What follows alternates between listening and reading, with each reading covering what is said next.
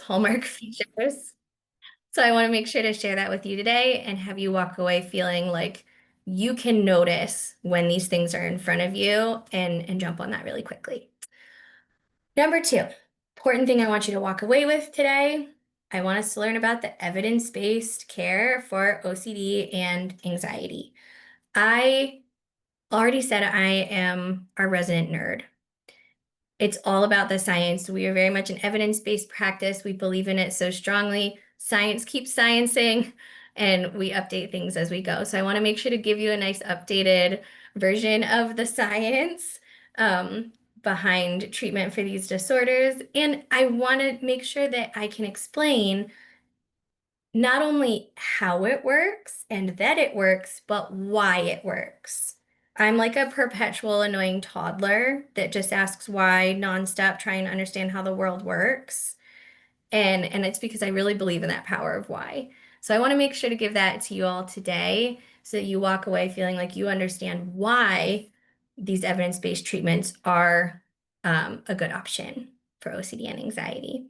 And I also want you to be able to walk away with some actionable things in terms of how you can directly help clients navigate treatment decisions and treatment resources in the community. So we'll go through a good bit of that as well. And finally, I want to make sure that you walk away with, again, a very actionable list of things in terms of do's and don'ts. So many of you are probably providers in the community, you work directly with clients, you have a good heart, and you desperately want to help the people in front of you. And when it comes to OCD and anxiety, it's really, really easy um, to try to be helpful and make it worse in those intentions. So I'm going to give you what I hope is a helpful list of do's and don'ts today that you can use yourself, you can share with clients, family members, so that we help kind of circle around the people in our community with OCD and anxiety and set them up for treatment success. So that's what we're going to learn today. Who is so excited? Are we so excited to learn this? I hope you're so excited because this is a 2-hour training. So everybody settle in. Okay, so the first thing, oh, I just saw in the chat, that was great. Appreciate you. That Cheryl, thanks, Cheryl. The first thing I like to make sure everybody understands is the nature of anxiety. Hey, Yes, can I stop for 1 second? of I course. completely forgot to let you guys know, please, please, please put your questions in the Q&A because Kate's going to leave a good amount of time at the end. And if you put them in the Q&A, they're much easier to find than if you put them in the chat. So I forgot to tell them that. Put your We questions in both the Q&A. forgot. Yeah. So there you go. Sorry. Go, go, go, go, go. I'll go down with you on that one, Kelly. We both completely forgot. That's extra funny, y'all, because we legit rehearsed that. Like we rehearsed that moment before y'all got on and we still got overexcited and forgot it. Thank you, Kelly. Good save. I'm gonna leave about 30 minutes at the end for like an absolute Q&A free-for-all. So as we go through, put those questions in the Q&A and that'll store them for us and then we'll chip away at them during the last 30 minutes. Okay, so we're going to start by learning about the nature of anxiety. The sorts of diagnoses that we're going to learn about today, they all have this one thing in common, and that is very helpful in indicating what the best treatment options will be and what's going to be most effective for your client to get to the other side of the suffering they may be experiencing. So I like to think of anxiety and our anxiety system as an alarm clock. Now, we all probably know how an alarm clock works. They don't really look like this anymore that you see on the screen, to be honest. They look more like this, right? We use our cell phones, but the principle is the same. You set the time for the time you're supposed to wake up. You set it to whatever like Toonie Tune that you want to on your phone. It will ruin that Toonie Tune, by the way, just if you haven't already had that experience. Never set your alarm to your favorite song. You've ruined it forever. Because what our brain does is when that Toonie Tune goes off, it sends a crystal clear message to our brain. And that message is, it's time to wake up. It's a really smooth system. It works pretty well. The alarm goes off at that time, sends a message, it's time to wake up. And then, what you do with it at that point is up to you and who you are as a person. I don't know your life. You might be someone that pushes snooze a bunch of times, but the message was clear and your brain and body reacted the same way each time. Oh, it's time to wake up. And then you get to make a choice. You can wake up, you can push the snooze button, you can throw your phone across the room, depending on your attitude for that day. I think we've all had that full range. So, anxiety works very much the same. When your anxiety alarm goes off, it's kind of like that Toonie Tune. It's the chemicals go off in your brain that send a crystal clear message, danger. And then you get to decide what you're going to do with that message. But just like when the Toonie Tune happens on your phone saying, it's time to wake up, the experience of the alarm going off is always kind of the same. Danger, or it's time to wake up. That's the message. It's a pretty simple system. So it's only slightly more complicated when we make it about anxiety. And yes, I know the diagram goes in the wrong direction. I committed to this years ago. It's like how you would run around a track. I don't know, but it's too late to go back now. We're going to go counterclockwise around our diagram. So we're going to start our journey up here.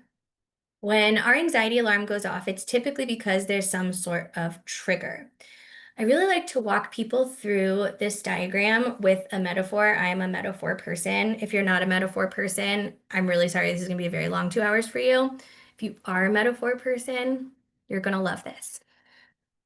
Okay, so everybody, imagination hat on. Boop. Put your imagination hats on.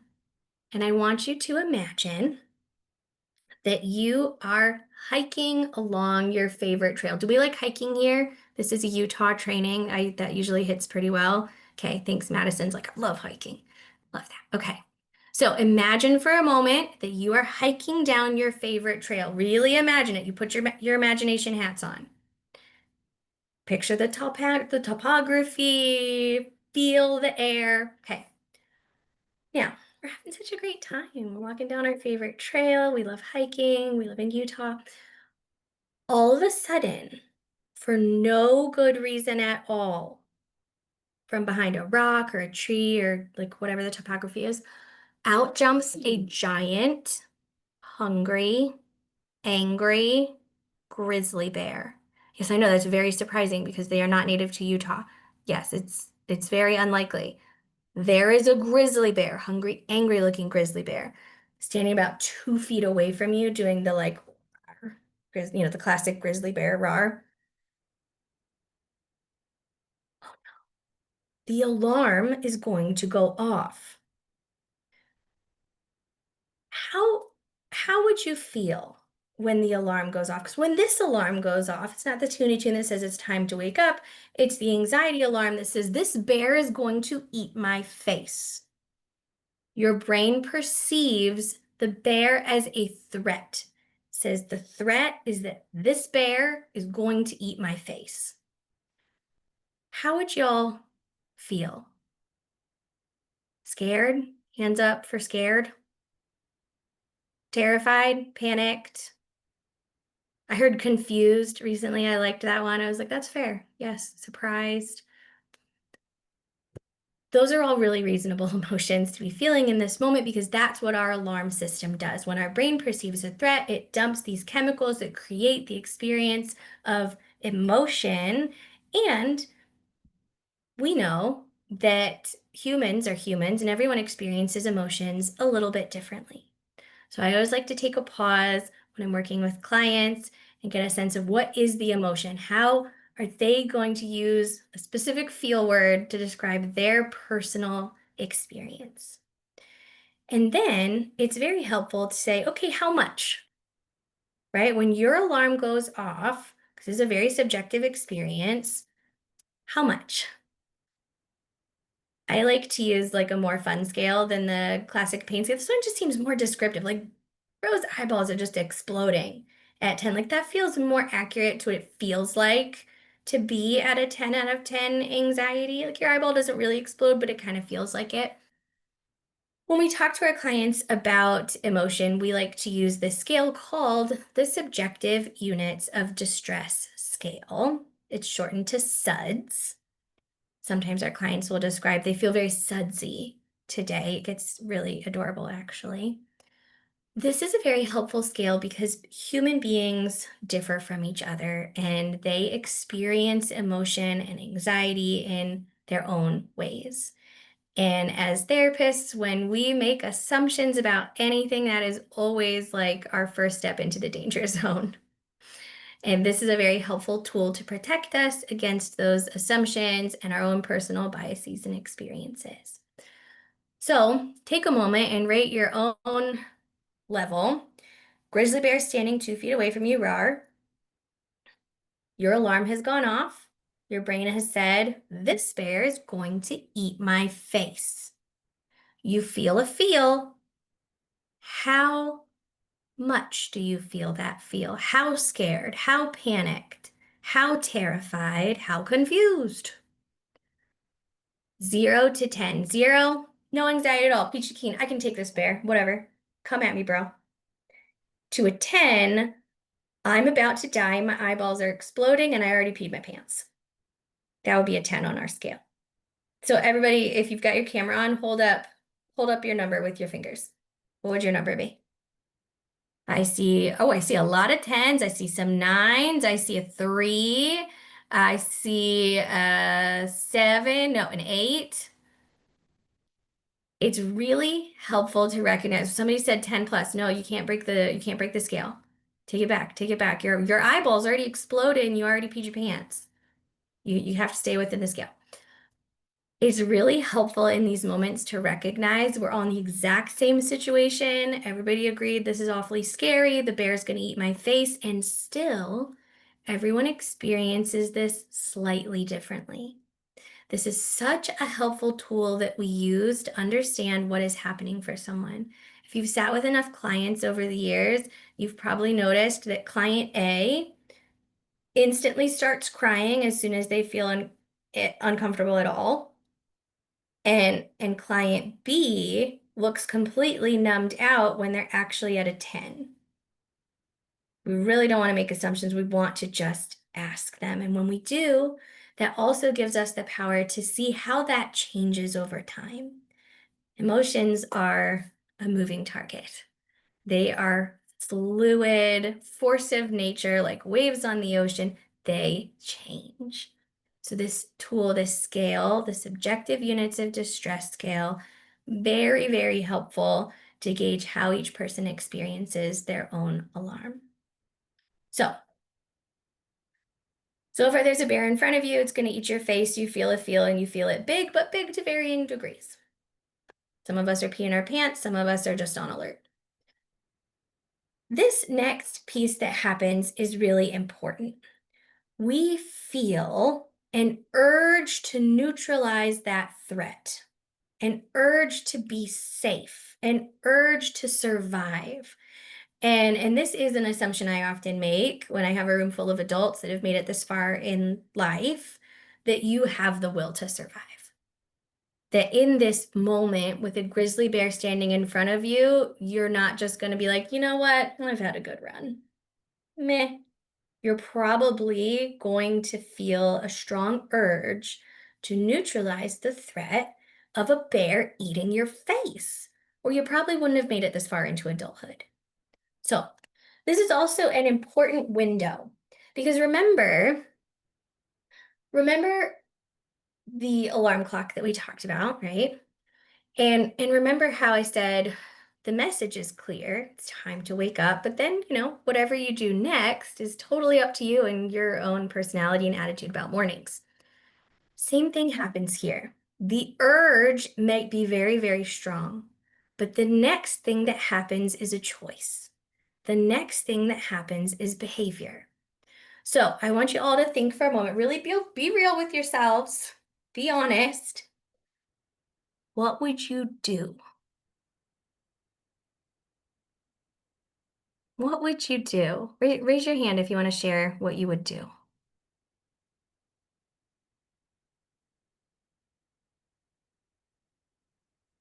back up. Somebody put in the chat window, back up. What else? What else would people do? You can put it in the chat window if you don't want to raise your hand. That's scary. Freeze, pray, run, another freeze, get small and hide, fetal position, get big. Look at all of this beautiful range of behaviors. These are what we call neutralizing behaviors.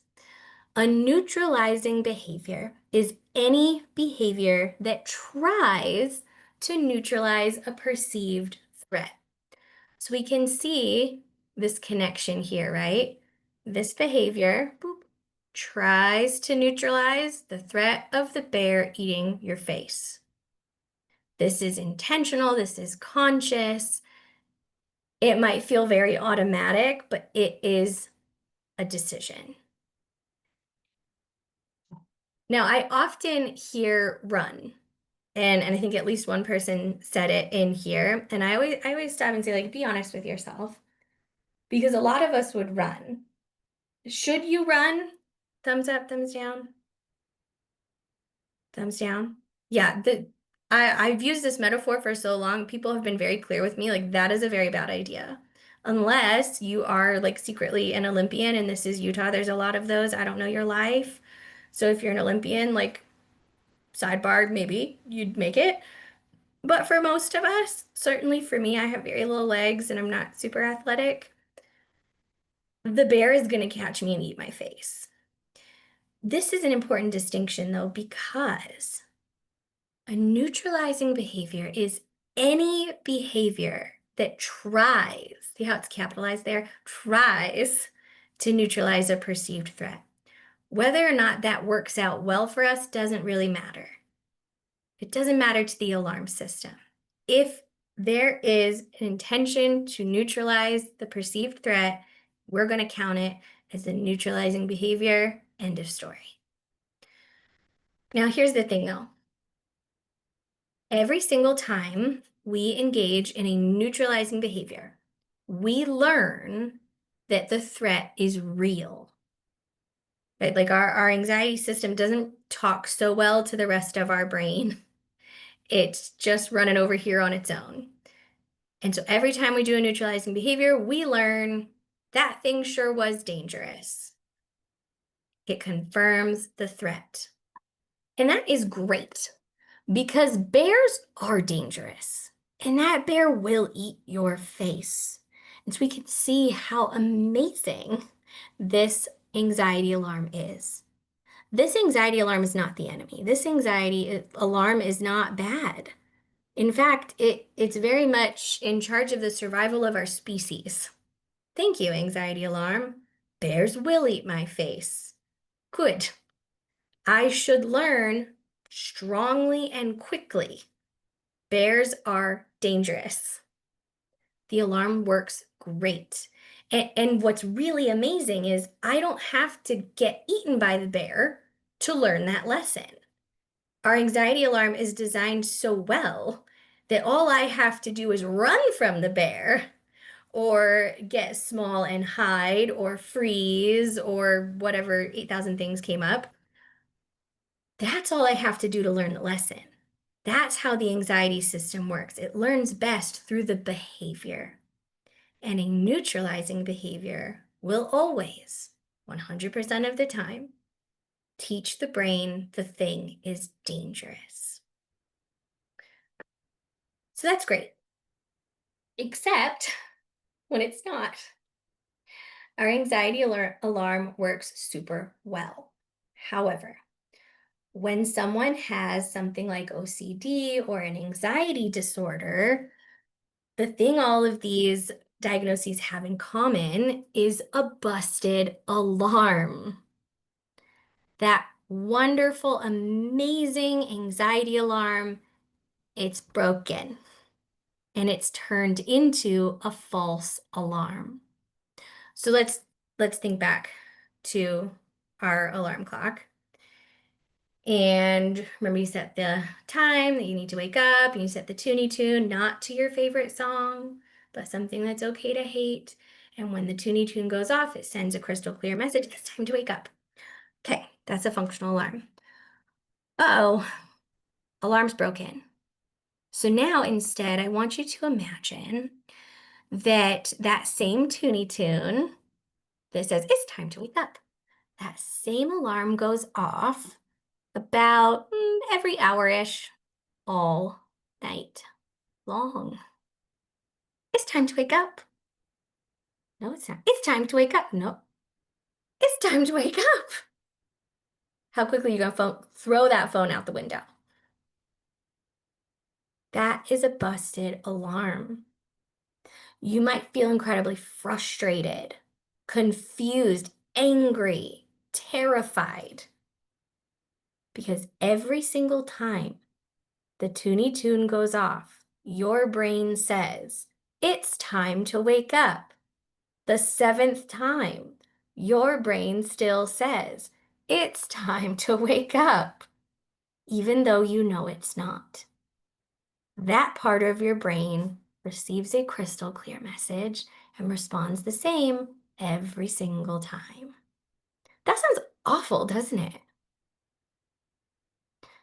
That is a busted alarm. That is very much what our clients are experiencing who are struggling with things like OCD and anxiety. They have a busted alarm. What once may have functioned as this amazing anxiety alarm, it still goes off for a grizzly bear, but now it goes off all the time. And it goes off for things that aren't a real danger. But the message is the same, danger.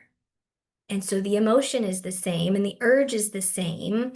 And unless you've been taught something differently, the behavior is going to be the same because that's how the alarm works. So let's walk through what this might look like. The bear, right? The bear is going to eat your face. That's the perceived threat. Ah, that's bad. Let's do something to not die. Super reasonable. But what happens when it's a misperceived threat? What happens when there's no grizzly bear? It's a teddy bear. Look how cute. Look how cute he is. But the message is the same. This bear is going to eat my face. It doesn't matter that another part of my brain knows, like, no, it's not.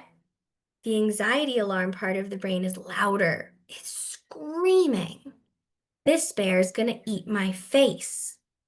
And so notice, only the one thing's changing, yes? Grizzly bear, we've got, look at the anxiety dudes at the bottom here. Like we're in eyeball exploding territory. Did the dudes change? The dudes didn't change. The emotional experience is very much the same.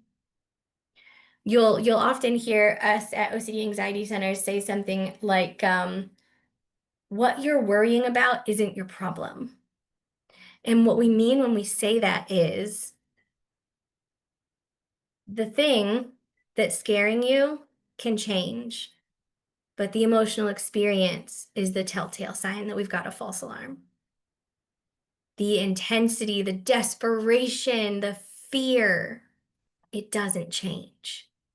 That experience is exactly the same. And this is very helpful for us to understand because everyone agreed that a grizzly bear 2 feet away from you would be terrifying, that you would feel all these feelings. Anyone can experience this. It's not foreign. There's nothing all that different about what our clients are experiencing with OCD and anxiety. They're experiencing the exact same thing. There's just no bear. It's like a cute little teddy bear. Everything else is the same. This is so important to understand. This is often something I teach to family members because if you have a family member with OCD or anxiety, it's a very jarring experience. The behavior you see them engaging in is jarring, is concerning, is painful to watch. And it's difficult to understand and connect with. But if you can understand what you would feel if there was a grizzly bear in front of you, it's the same. It's just a busted alarm. So, what diagnoses have a false alarm at the core? I think this is a really helpful thing to understand. One of the things I often teach in our clinics is our differential diagnosis course. This is one of my favorite things because I think understanding that connection between case conceptualization, understanding why your client is suffering, diagnosis, and treatment planning. That connection, that golden thread is everything to set your client up for success. So it's very helpful to recognize what are the diagnoses that have this false alarm at the core, because then that's going to be the thing you want to target in treatment. You can target all the peripheral stuff around it. It's not going to fix the problem. If we've got one of these things, we have a false alarm at the core that has to be addressed. It has to be recalibrated, or everyone in the situation is going to continue to feel very frustrated. So, diagnoses with a false alarm at the core include obsessive compulsive disorder, OCD. Hallmark features of OCD, obsessions and compulsions. Really important to recognize obsessions. This is a word that people use in the world very differently than clinicians use in the world. And so here, obsessions is very different than fixation.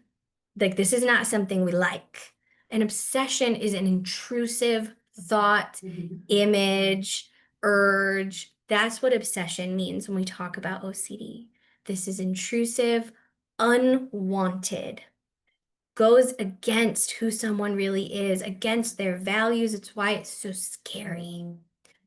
And compulsions is just another word for neutralizing behaviors. Any behavior that tries to neutralize a perceived threat. When we can understand that definition, it helps us really laser focus our interventions for a client and not get lost in the weeds of behaviors we just don't like, behaviors that are not getting them what they want. It helps us stay focused on the function of these neutralizing behaviors. Neutralizing behavior or compulsion, any behavior that tries to neutralize a perceived threat. OCD, obsessions, and compulsions. That's what we're looking for. One more thing just to look for and be thoughtful about, because these diagnoses can like really smush together so easily. One more thing that I recommend looking for is the evolution of OCD. OCD is a special kind of beast because it changes. And I don't mean it just changes in terms of the severity of the symptoms wax and wane over time. That's true for, gosh, like what most diagnoses. But for OCD, the content of the obsessions and the compulsions change over time. It's an evolving story in OCD. What you're afraid of today may be dramatically different than what you were afraid of 2 years ago. It may be dramatically different than what you're going to be afraid of 5 years from now. When all of a sudden OCD pops out of the bushes and punches you in the face and says, "You forgot to be worried about this. You're worried about this now." It's really helpful to look at that timeline when you're screening for OCD. Has the fear changed? That is a telltale sign that you're likely looking at OCD. Be cautious that you don't simply give someone 6 different diagnoses because it's changed over. Like, it's just OCD. They only need the one. I always say we're not playing Pokemon. We're not trying to catch them all. We don't need a list of diagnoses. We want to pick the one that best accounts for this client's suffering. And so know that OCD changes over time. And it's a really helpful distinguisher between diagnoses. OCD is also quite limitless. The things that someone may be afraid of, completely limitless. Every time I think I've seen it all, and I've been doing this for a very, very long time, I'm wrong. There's always something new. I like to highlight that because when we think about OCD, we often think about hand washing and checking and turning light switches off and on. It is not limited to that. This can be anything. You can have someone afraid that they are going to change into a different person. If I touch something that person touched, I'm going to become that person. I don't want to be that person. I want to be me. That can start to sound awfully crazy. But when you talk to someone with OCD, they don't actually think they're going to become that person, but what if?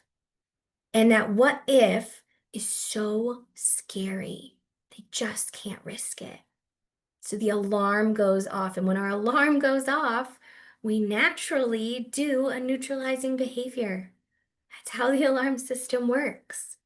And every time we do a neutralizing behavior, we confirm the threat and we strengthen the alarm, and it gets tighter and tighter and tighter, and this gets worse and worse over time. So that's OCD in a nutshell.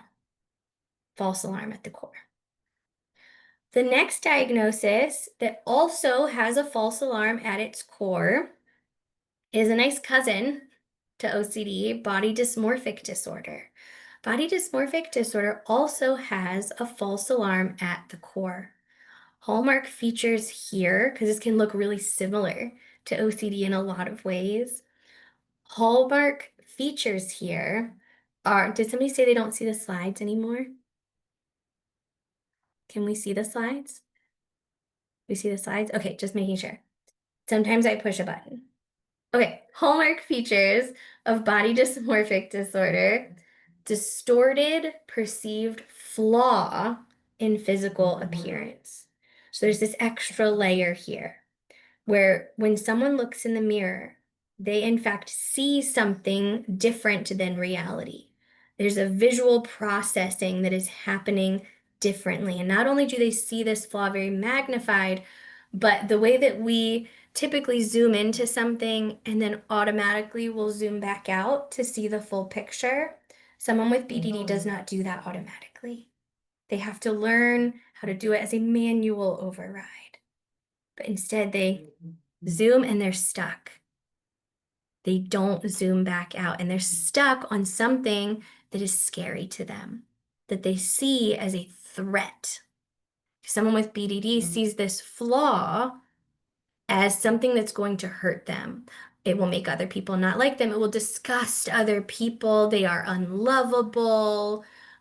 People are going to be mean to them because they look so horrifying. There's this layer of a threat, perceived threat, on top of the perception of flaw. And so there it is, our alarm goes off. The next diagnosis, it also has a false alarm at the core, is social anxiety disorder. This one is relatively straightforward. Hallmark feature is a fear of negative evaluation. One caveat that I'll say to that is oftentimes, I won't even say oftentimes, sometimes this can present as what looks more like a fear of positive evaluation. And the theory behind that is someone with social anxiety disorder does not think they could perform well in any way. And if they receive positive evaluation, their mind twists it to, well, now the bar is higher and now I'm absolutely going to fail and I'm going to be humiliated and everyone's going to hate me and everything now gets scarier. So it can look both like a fear of negative evaluation and a fear of positive evaluation, and can still be functioning as that false alarm cycle in social anxiety disorder. Number 4 feels like a game show, like behind door number 4. Behind door number 4 is generalized anxiety disorder. Y'all, I have a lot of strong feelings about this because too often we use this as a trash throwaway diagnosis. And that hurts my heart because generalized anxiety disorder does not just mean, I don't know, it doesn't fit into the other boxes. It's kind of general. And so I'm going to give them a diagnosis of generalized anxiety disorder. Generalized anxiety disorder does not mean they're just super anxious. They're just super, super anxious. So it must be GAD. No. Generalized anxiety disorder is its own beast and can, in fact, be one of the most severe diagnoses that we see. The presentation of real generalized anxiety disorder can be quite severe. I've often said these are often clients that are most likely to be homebound that we see come through our program. They haven't left their house in a very long time. Because the true hallmark feature of generalized anxiety disorder is worry. Now, we all worry, right? Like, don't lie to yourself. We all worry. But someone with GAD worries instead of living their life. They worry as their go-to coping strategy. Right? That's often like my favorite way to screen for GAD. Like, what is your go-to coping strategy? I analyze it, I ruminate, I'm trying to figure it out. Like, okay, that's a red flag for me that we might have GAD because in GAD, our go-to coping strategy is to worry because there's often a core belief in there. This is worry has utility. If I don't worry, something bad will happen. Like, oh, there it is. There's our false alarm right there. We've got a threat, some trigger. I perceive it as a threat. I feel the feels, I feel the urge. My go-to coping strategy, my go-to neutralizing behavior is worry. I worry about it. And every time I worry about it, I learn that the thing is dangerous. And over time, I've lost control of the worry. My favorite go-to coping strategy has now consumed me. I've lost control. I can't stop worrying once I start worrying, but it's still my go-to coping strategy. So I've also now become afraid of worry. So now I have to avoid all of the potential things that might trigger worry. I have to avoid anything that might set off my alarm because I know that when my alarm goes off, I worry. And I know that when I start worrying, I lose control of my worry. And it is the fastest this cycle can move. The tightest this cycle can get is in generalized anxiety disorder. So please think of me next time. If you ever throw this around like just big anxiety is GAD. No, no, no. It's its own beast, and it is a tough beast with a false alarm cycle at the core, all about worry. And behind our last door is panic disorder. Panic disorder is also something that is often very misunderstood, and unfortunately, the one that is least often treated. So, panic disorder is actually super straightforward. It's essentially a phobia. This is a phobia of panic attacks. Panic disorder does not mean someone that has a lot of panic attacks. I'll tell you right now, that person with GAD, wow, so many panic attacks. Our clients with OCD, woo, a lot of panic attacks every day. Someone with panic disorder, they have panic attacks, but that's not the clincher. Anyone can have a panic attack. I've had panic attacks.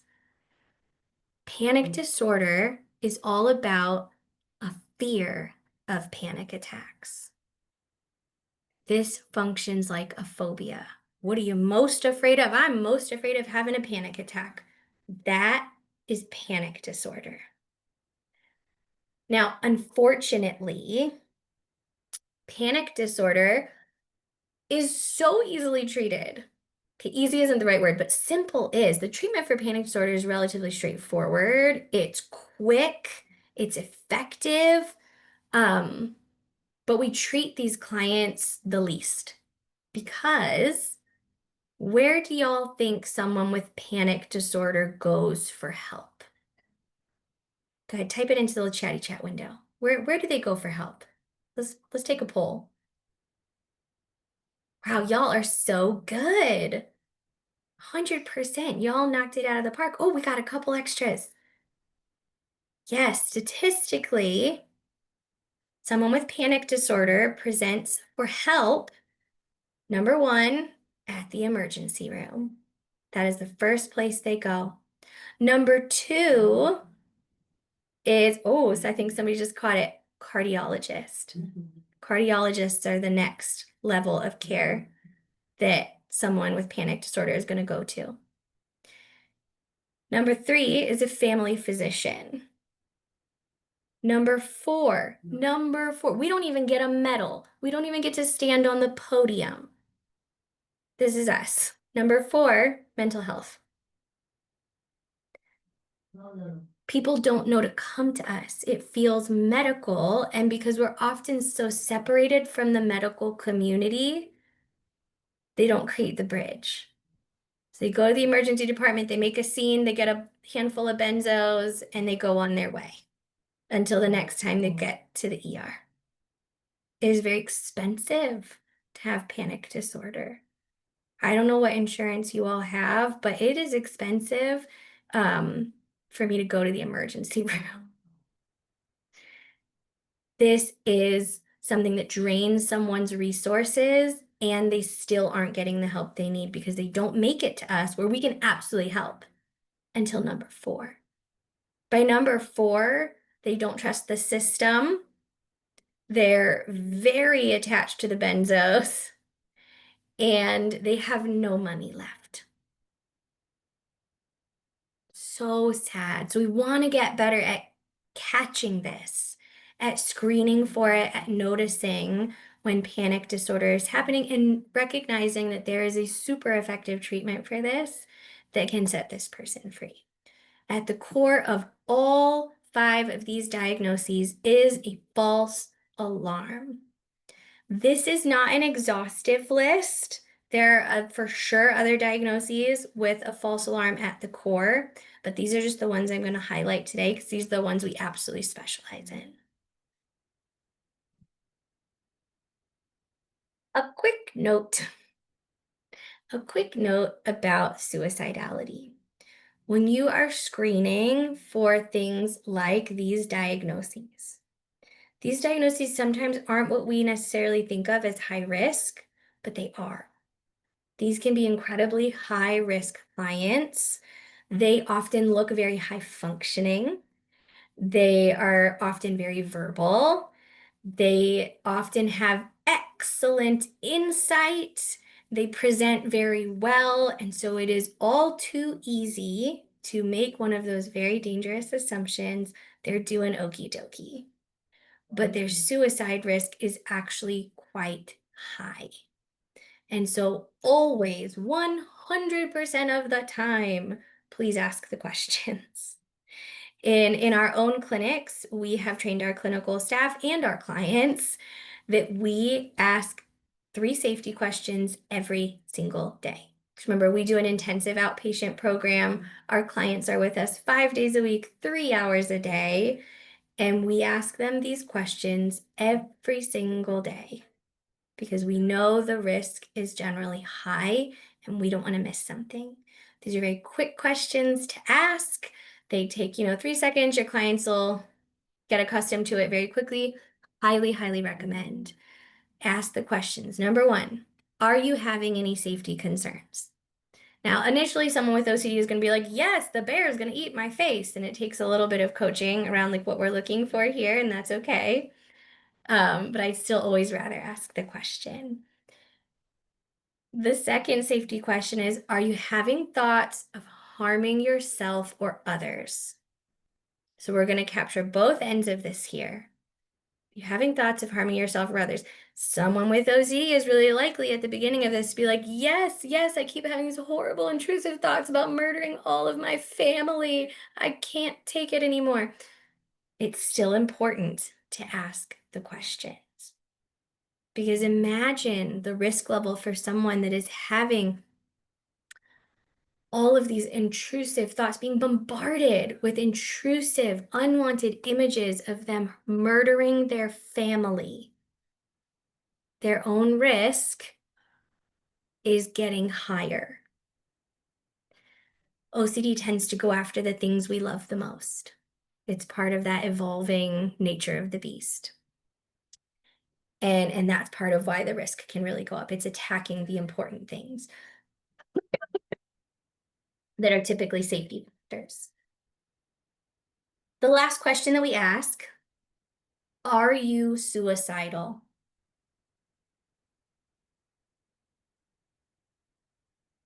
I will ask an 8-year-old, are you suicidal? Don't assume they're not. This is language that we want to normalize because we know the more we talk about suicide, the less suicides happen. That is very counterintuitive. It is wildly uncomfortable. And the statistics are very consistent. The more we talk about suicide, the less suicide we get. In our clinics, we ask these 3 questions every single day to every single client. When we get a yes to any one of these questions, we personally use the Columbia Suicide Severity Scale as our screening tool just because it is so very user-friendly. It's so well researched. We really like it. But there are a lot of options out there. The important thing is when you get a yes, that's not the end of the conversation. Use a nice evidence-based tool. I always highly recommend the Columbia. There's a link to it here on our slides. It's a super free measure. It's a wonderful service to the community. Highly recommend. Very well researched. One more note about when things can get unexpectedly tricky. A note about pans and pandas. Hands up, have we ever heard of pans or panda? I love how fast one of those hands went up because that means you have a case right now and you're very, very tired and you're a champion. Thank you. Yep, not my first day. So if you haven't, this was very disappointing to me when I first learned about this because I was expecting like the cute bear and it's so not that. So it's very disappointing and I'm sorry. PANDAS stands for Pediatric Autoimmune Neuropsychiatric Disorder Associated with Strep. What on earth did I just say? It was like a lot of really big words. How ridiculous. I think we just wanted to be able to spell pandas. What this is a kid who has a very acute, very severe, very abrupt onset of OCD symptoms. They went to bed just fine and they woke up the next morning seemingly crazy. They woke up as a different kid. This is super scary. And the more we spread awareness about it, the better odds we have. Someone asked if it's permanent. Yes and no. If you can catch this, if you can screen it and get them to the appropriate medical professional within a very short window and there is still an active strep infection, no.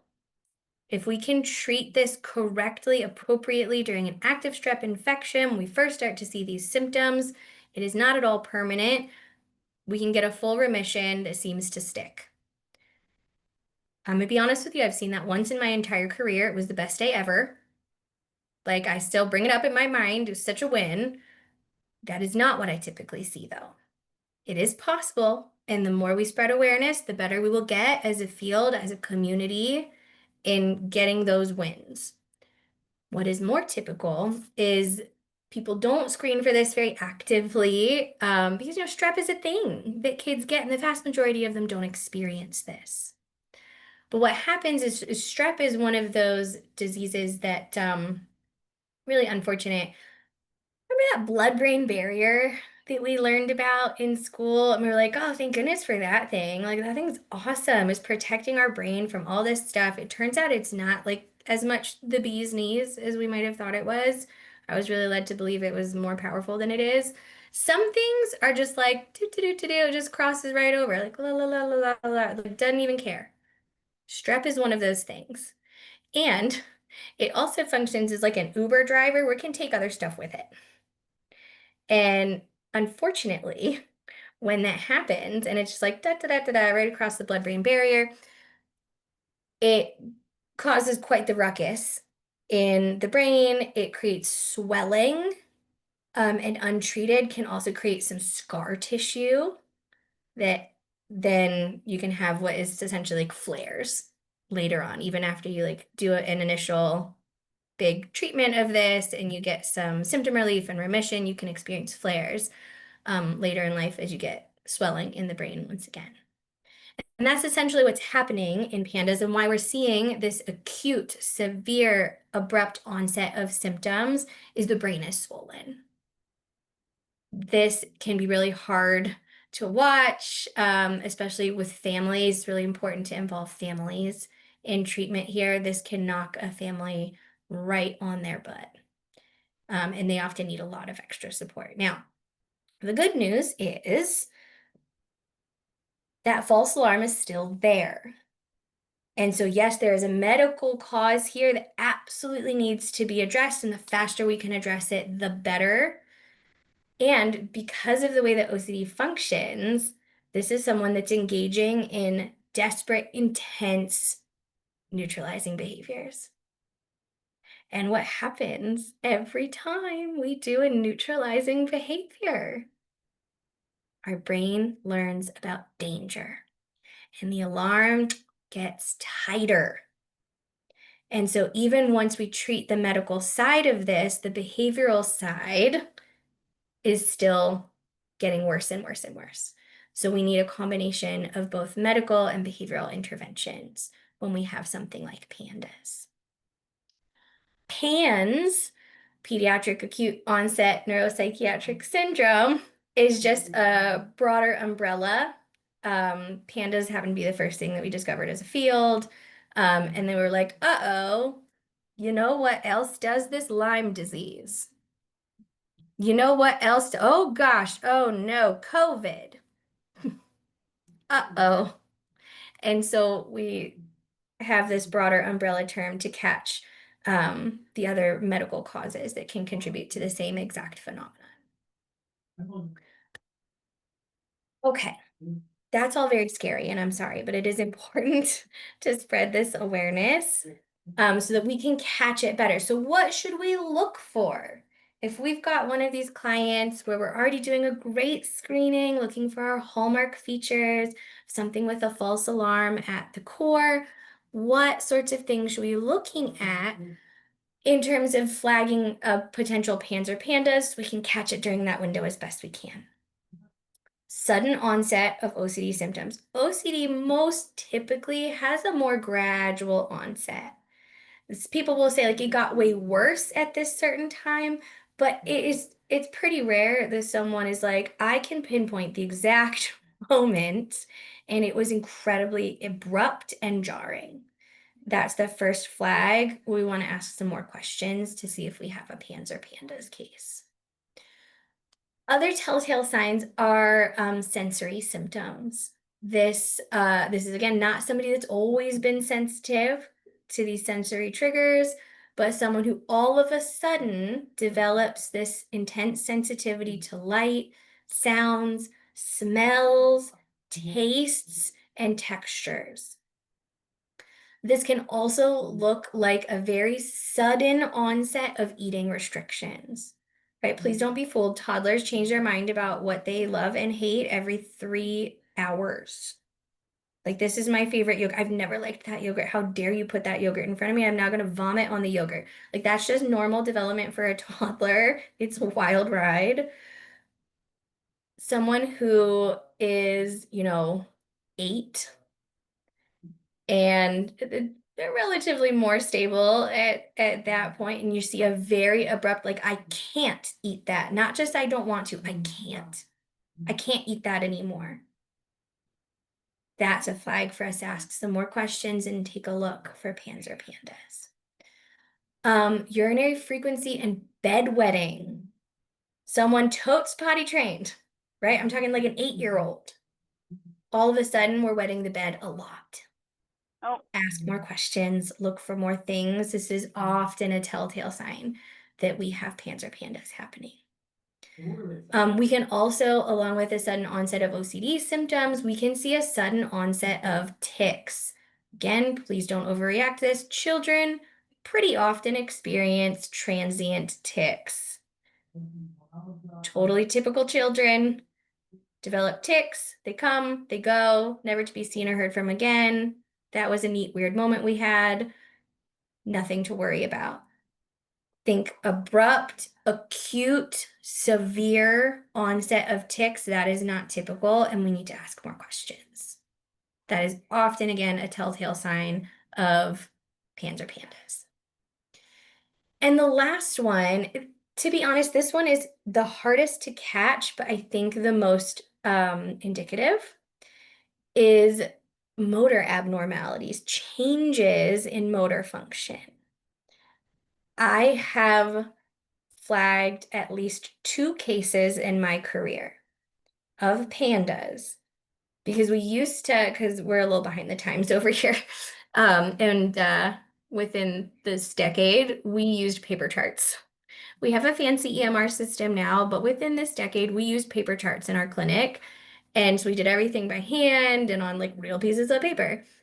And we used to give client satisfaction, like feedback forms every week to our clients. We had a very small census then. And so I would know everyone's handwriting. And 2 of them changed. We had 2 kiddos where one week that handwriting looked crazy. And I was like, uh-oh, this is one of the things we can see is an abrupt change in things like handwriting. This can also look like an abrupt change in like clumsiness. That is harder to flag. I have a 7-year-old son. Lord, I can't tell you how I would be able to tell that. Like he walked into a chair this morning. He's a very smart boy, but he walked into it. He does not have pandas. That's just how we live our life. So it's tricky to catch those. If someone does like a formal pandas assessment, they'll have them do certain motor tasks to help catch these motor abnormalities because they are so indicative of a pans or pandas diagnosis. So these are the things to look for. And again, please don't overreact to normal childhood experiences like a child walking into a chair. They super do that. They do that a lot. They suddenly hate yogurt. That happens too. Look for really acute, severe changes. That's what these look like. One more tip for screening. To catch these things that have that false alarm at the core. Remember, that's what we're looking for. To catch these, I have found it very, very helpful. If one of these things on my triangle is a yes, I ask about the other 2. If I know this person has a history of ADHD because they came in, they handed me a neuropsych eval and they said, I have ADHD. And I said, neat. I'm going to ask some extra screening questions about OCD. I'm going to ask some extra screening questions. Any history of tics? Let me tell you a little bit of what that looks like. Because these very often are just the best of friends. There's a certain profile, a certain kind of case that we see often that have all 3. There's like a neuro profile almost where it comes in 3s. So when I see one, I ask about the other 2. And I often get a yes. So pro tip. Okay. So we're feeling really confident in being able to screen for these things, right? We feel confident, like, yay, feeling awesome, elbows up, hair flip. You feel good. There's a cat. That cat's beautiful.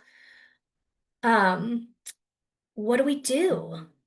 So if we screen positive for any of these things, what do we do?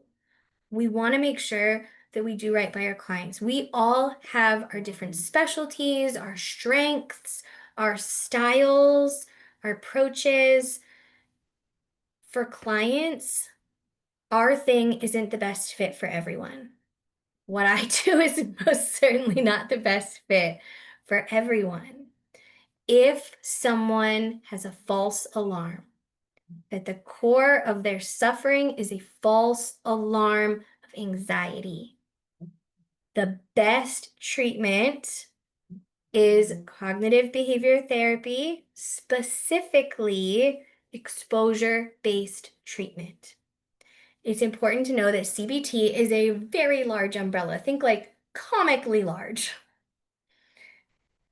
It's like a Kirby video game where one of the little characters has like this ridiculously big umbrella that pops out, and that's what I think about because I have a 7-year-old son. That's what I think about with CBT. CBT is this comically large umbrella, cognitive behavior therapy. And within that umbrella lives so many interventions and kind of sub approaches. And so we never want to just say like CBT works great for a false alarm because it doesn't. Specifically, the mechanism of change, the intervention that you want to ensure that you're using to target a false alarm is exposure. Exposure and response prevention is the best way to recalibrate a false alarm of anxiety. And it should not be used for anything else. Exposure is a powerful and dangerous tool. I think about it like the Force in Star Wars. It can be used for good, yay, Jedi, or evil, boo, Sith. Please do not use this for evil. The study of little Albert that we all learned about in school, that is it being used for evil because it's a very straightforward concept, exposure and response prevention. It's all about facing your fears on purpose. But you can twist that and use the exact same mechanism to create fear. And that's a no-no. That's an ethical no-no. I will come for you. You may not. That's a no-no. No Sith. And it is once you learn about exposure, it's so empowering as a clinician. It's so empowering for parents of anxious kids that it's really easy to fall into the trap of wanting to throw it at everything. No, no, no, no, no. It is only for the false alarm. Exposure and response prevention is only to be used when we have a false alarm at the core. It is not to be used to bully somebody into behaving the way you think they should. It is not to be used to change how someone likes or doesn't like something. It is only meant to be used to recalibrate the false alarm. There are a lot of great resources. In terms of evidence-based care, I like to, and I'll make sure the slides are available after this. Kelly, will you help me make sure the slides are available? Thank you. Like how I volunteered Kelly right there. She's such a good sport. So that you can click these actual links. I always think knowledge is power. um, and really important for any clinician trying to do right by their client. This first link here is to the Division 12 of the APA. This is where they have the most up-to-date summary of research on what is considered evidence-based, empirically supported, what has strong support, what has baby support, so that you can make choices with your clients and also empower them with that information so they can be knowledgeable consumers. There's also a link here to the International OCD Foundation, which is a fabulous resource that has tons of really up-to-date information, very user-friendly. We often use this to give additional resources to our clients and their families. A note about exposure and response prevention. Like I said, this is the best, most researched intervention to recalibrate the false alarm.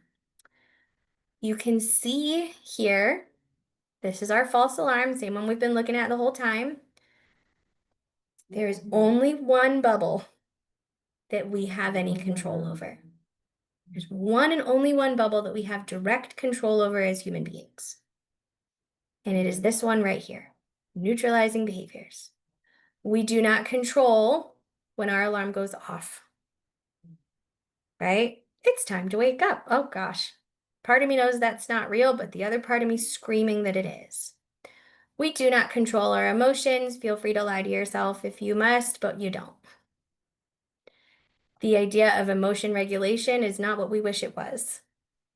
Emotion regulation is strictly about controlling your behaviors. It's about how we respond to our emotions. We do not control them. They are a force of nature and a moving target. We have no control. We do not control our urge. We feel that urge bubbling up, that alarm is screaming to us, do something. This is our choice point, though. The one and only thing we absolutely do have control over is our behaviors. It is very simple. It is very hard. If I tell you, go walk up to that bear and give it a nice hug, you're going to look at me like, no, crazy lady, the bear will eat my face. The alarm was quite clear. Exposure and response prevention is all about walking up to the bear and hugging it, which is why it's important that we set our clients up for success with their exposures. And exposure means intentionally placing yourself into a situation where you may be vulnerable to a perceived threat. It's putting yourself into a situation where your alarm is likely to go off, and thus giving yourself an opportunity to experience the alarm and make a different choice. Response prevention is making the different choice. Response prevention is remaining vulnerable. Roll the dice. Let's see if the bear eats my face. And giving yourself an opportunity to learn what is and is not dangerous. Because that, we want to set our clients up for success. Please don't have them hug a grizzly bear. That ain't going to go well. You can feel reasonably confident that hugging the teddy bear is going to be okay. It's also important to recognize my number one rule with exposures is exposures are like sex. Always consensual. You do not do exposures at someone. You never, ever, ever force someone to do an exposure, and you do not bully them into it. Because at the end of the day, all of this behind this mechanism is learning. And so you want to ask yourself, what is my client learning? Are they learning that something is safe? Are they learning that they are stronger than they thought they were? Are they learning that they can do hard things and survive high anxiety? Or are they learning that you're a jerk? If you're bullying someone into doing an exposure, that's what they're learning. Swing and a miss. Exposures are always consensual, and that's why you see the language here being so intentional.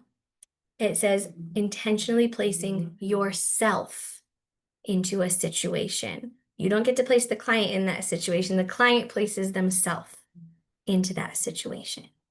Really important part of exposures, so that they have an opportunity to, instead of confirming the threat, learn something new.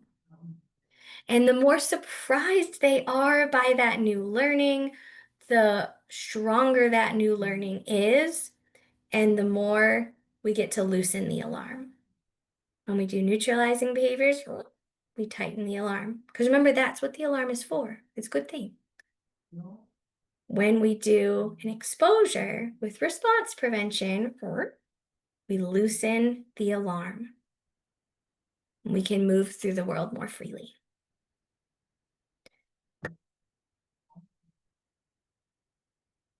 So, this all sounds great. When should your client get help from a specialist, an exposure specialist, right? Sometimes, depending on the level of care someone needs, people can do this as self-help. People can do this in weekly outpatient therapy. People can do this kind of on the side as they're processing through other things and supportive ongoing psychotherapy. But sometimes that is simply not setting the client up for success. And so here are the things to look for that are a typical flag that you want to make sure to get your client to a specialist or collect that client if you are a specialist yourself. Number one, it's getting worse instead of better. Please be real with yourself. As therapists, this can be a really painful moment for any therapist when you look at your client and have to admit, this is not getting better. It is getting worse. You might be doing everything perfectly. You might be the most amazing therapist in the world.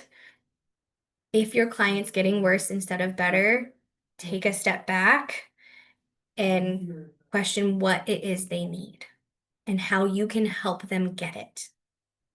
I think, so my background is a clinical psychologist, but I mostly work with clinical social workers. And one of the things I have learned from them that I cherish is the importance of good case management. As your client's therapist, you are one of their greatest advocates. And I believe that comes with an important responsibility to do some level of case management. And sometimes that just looks like looking at this list of things and handing your client to someone for more specialized help. And chances are they'll send that client right back to you when they're done, because this is a pretty short-term intervention. Yes, caveat, if you send them to us, we are then going to send them back to you. So this is like a short-term thing. You only get a short-term break. We're going to send them right back to you afterwards because it's a pretty short-term intervention, but human beings often need more longer-term support as just people. The next thing to look for is if this is a youth client and they can't consistently attend school.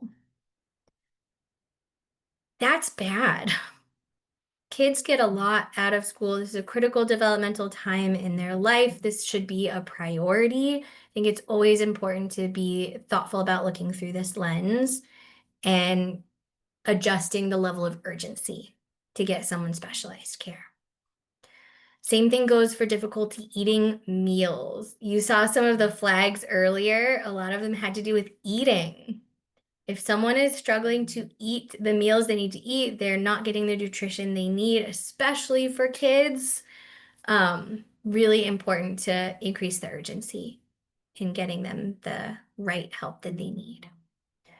Someone that's having trouble maintaining their own personal hygiene, they haven't brushed their hair, they haven't brushed their teeth, they can't shower, or they're showering too much. These can be flags as well. Not getting enough sleep. Don't overreact to this one. Raise your hand if you didn't get enough sleep last night. This is also a very human experience. Totally. Let's be real. Be thoughtful about how we respond to this one. If this is someone that's persistently not getting enough sleep because they are so riddled with neutralizing behaviors, because they are drowning in worry, that's when we want to increase the urgency. But we all struggle with sleep at times. So please don't overreact to this one. Just because someone's having difficulty sleeping doesn't mean they need a specialist. It's just an important part of the puzzle. This one is interesting. Difficulty engaging in leisure activities, or those activities are ruled by anxiety. I can't tell you how many times I've sat with parents of a kid that's really suffering but is so high achieving, right? These are often clients that are the superstars. They're pleasant, they're straight A students, they're the star of the volleyball team, whatever it is. And specialized treatment is a commitment. It takes time to do it really well and get the biggest benefit out of it. And oftentimes, these are families that are very overscheduled and don't want to miss out on some of these achievements. And so a good question to ask is, so you're star of the volleyball team. Who's actually playing volleyball, you or your anxiety? If it's anxiety that is running the show, like this kid isn't going to be missing anything. They're already not there. Let's help them now and let them get back to real volleyball. And it's often important to really have that direct conversation because these are families that are so used to just, they keep pushing, keep pushing, keep pushing because they can, but they're not really there. They're not really having those experiences. Their anxiety is. Relationships is a big one. I think this is one that very often comes into sessions across all modalities. Relationships just like part of being human in society. And so this is often what we'll see exploding. We'll see these really tense family dynamics. We'll see someone that is very socially isolated from friends, maybe because they have social anxiety disorder and they're terrified that people won't like them. So this is often something that'll come up and you want to dig into the why, not just the what. It's like, what's happening? I'm having trouble with relationships. Gosh, who's not? Why? Why are you having trouble with those relationships? If the core of that is a false alarm, it's so magical to be able to target that and get that person back to relationships that can be so protective. Other things that I've seen come up, can't do chores at home. I highlight this one, not because chores are that important. Like my house is personally a disaster. I have a puppy. But because, especially with youth clients, what we see is a kid that comes in and says everything's fine. They don't even know why they're here. Their parents are so ridiculous. The question I often ask is, who is suffering and why? Sometimes it is the family that is suffering because this is a teenager that can't do the chores, and so the parents are doing everything. There's so much accommodation at home that the kid is living a just fine life, and anxiety is controlling the family system. And so asking about these areas can be really important, and targeting this can really free an entire family system from this prison that we often just don't think about when there's a teenager in front of us who says, I'm fine, how are you? So dive into these pieces. Difficulty attending medical appointments, toss up that urgency. We want to make sure that our clients have access to safe healthcare, and all too often it's anxiety that's keeping them from being able to use those healthcare resources. So that's going to bounce up the urgency right there. And then in general, anxiety is in charge. Like who's making your decisions? Who is running your life? If it is anxiety, chances are it's that false alarm at the core. The best option for your client is exposure and response prevention. And the best thing we can do for them is help them receive that treatment, whether it is from us or from someone else in the community. So if it's not you, and you need to help them with that beautiful case management, get connected to someone else in the community, here are the key questions to ask. We're obviously a great resource. We try to be as accessible as possible. We take insurance, all that stuff. We're also an intensive outpatient program only. And so it's really important to have additional resources in the community for step down care for someone that doesn't need intensive outpatient, just for all of the things. It is very easy to go onto your Psychology Today profile and say that you are a specialist in OCD and anxiety. Like nobody's gonna stop you. Anybody can do it. You can all put that on your profile today. Nobody's gonna stop you. To find a true specialist, you can feel confident in sending your clients to. I highly recommend they be able to answer these questions. Number one, are you familiar with exposure therapy? What you're looking for here is providers who say, yes, I do CBT, but can't be any more specific than that. Remember our big giant Kirby umbrella? We want to make sure our clients go to somebody that recognizes the exposure and response prevention is a specific intervention within CBT, and it has to be this intervention. That's what's going to work to recalibrate that false alarm. Number two, what specific training have you received in the treatment of OCD and anxiety? Someone is not a specialist just because they've dabbled, just because they've read a book. Someone that's a true specialist can really give you more information about the various trainings that they've attended, the resources that they use. Like I said, science keeps sciencing. Like I am a relatively like one trick pony, laser focused therapist. I'm an absolute specialist. I have uprooted and changed the way I do things at least 3 times throughout my career.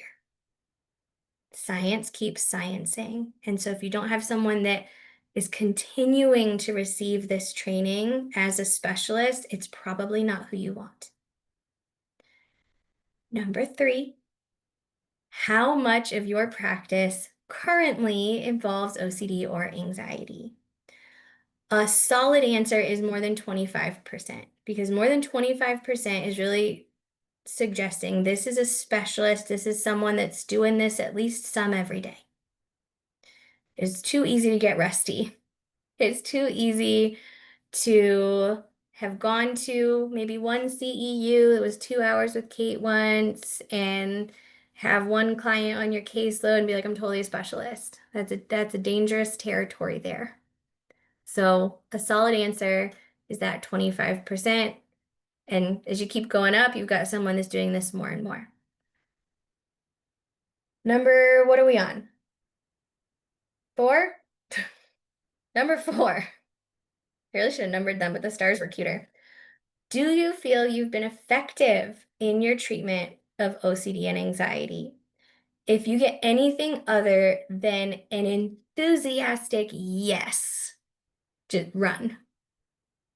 Because if you have a specialist, I'm telling you right now, they've been successful. The treatment works. If their track record is anything other than exceptional, they're doing something wrong. This treatment is gold, gold. But not everybody's doing it correctly. This is a great sign of someone that is trying to be a specialist, but maybe just isn't quite there yet. It's not where you want to send your clients. If you've got a true specialist in OCD and anxiety, they're going to be like, yeah, I knocked this out of the park because I'm doing exposure therapy. It works super, super well. Number 5, this one's very important. You've probably heard me allude to this throughout our training today. Do you include families in treatment? OCD and anxiety do not happen in a vacuum. They just don't.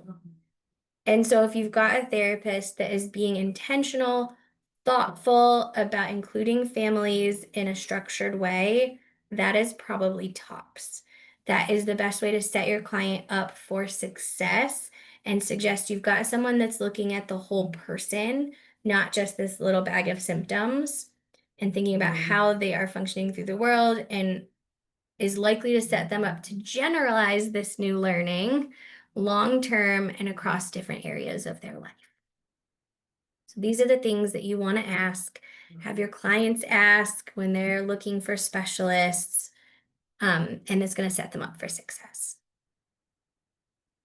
And we're also always happy to help someone navigate this because it's a lot. So if you need help finding someone in the community, we have an entire department that honestly does that. Okay, a couple of last notes. Level of care is important to be thoughtful about. There is quite the range of levels of care, and I think there's often a lot of misunderstanding about when this can be helpful. Oftentimes, we only think about severity when it comes to choosing level of care, and it's actually way more complex than that. Levels of care span from self-help. I got it me, I can do it on my own. I got a cool book, it's a workbook, it's fun, it's a journal, it's whatever. To weekly outpatient group, weekly outpatient individual therapy, intensive outpatient, which is usually 3-hour blocks multiple times a week. Partial hospitalization. This is more like the whole chunk of the day. It's gonna be like 6 hours every day. To residential, you live there while you're getting this treatment. There's a really wide range. Too often we only think about severity. Someone with really severe OCD can be very successful in weekly outpatient treatment if all the other stars are aligned. Someone with mild to moderate OCD or anxiety might benefit most from something like an intensive outpatient level of care, simply because of an urgency factor. We're just going to get it done faster because they're spending more time on it. Someone with moderate OCD or anxiety might benefit most from a partial hospitalization level of care because their ADLs are just slammed by this. Maybe because they just need a lot of extra skills work to build a foundation of skills that allow them to engage in the exposure therapy. Someone might need an intensive outpatient program just because they're terrible at homework. Think of your clients right now who is terrible at homework, who is set up to fail if their treatment rides completely on their ability to consistently do their therapy homework.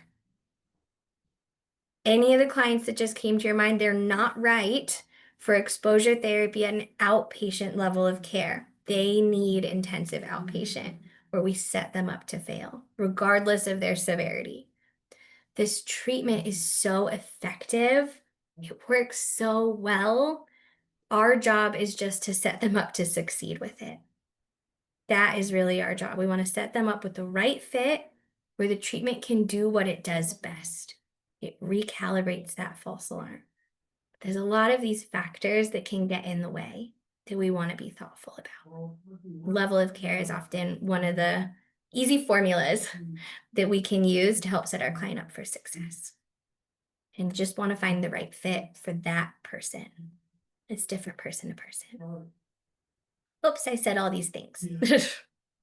Great, there was a slide for it. Some additional helpful resources.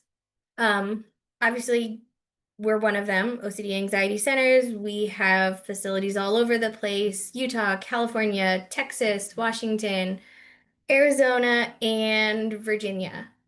Virginia is like a brand new one, and it wasn't added to the list when I made the slides. So yay, Virginia. But we're not the only resource. Again, one of the things we do is we really want to connect and make partnerships throughout the community. So here are some of the additional resources we've found that we feel really good about. There are some really amazing YouTube videos, actually, that can be so helpful to support our clients, to support them getting the help they need, but also support them through that process. The International OCD Foundation has a whole series of these called Supporting Our Families. So helpful if you're someone that you're like, I really want to include the family, but I only have an hour a week with this person and I like just the physics of it. I can't make it work. Consider adding this layer to what you're doing as part of that homework to support the family. Calm OCD. This is a practice that was originally in Arizona, but opened a center in Utah just within the past few years. Calm OCD, they're in Sandy. What I really like about them is they offer a space program.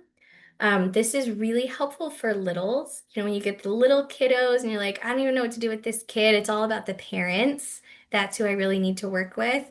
That's what the space program does. And Calm OCD offers a really lovely space program to help get the littles the help that they need.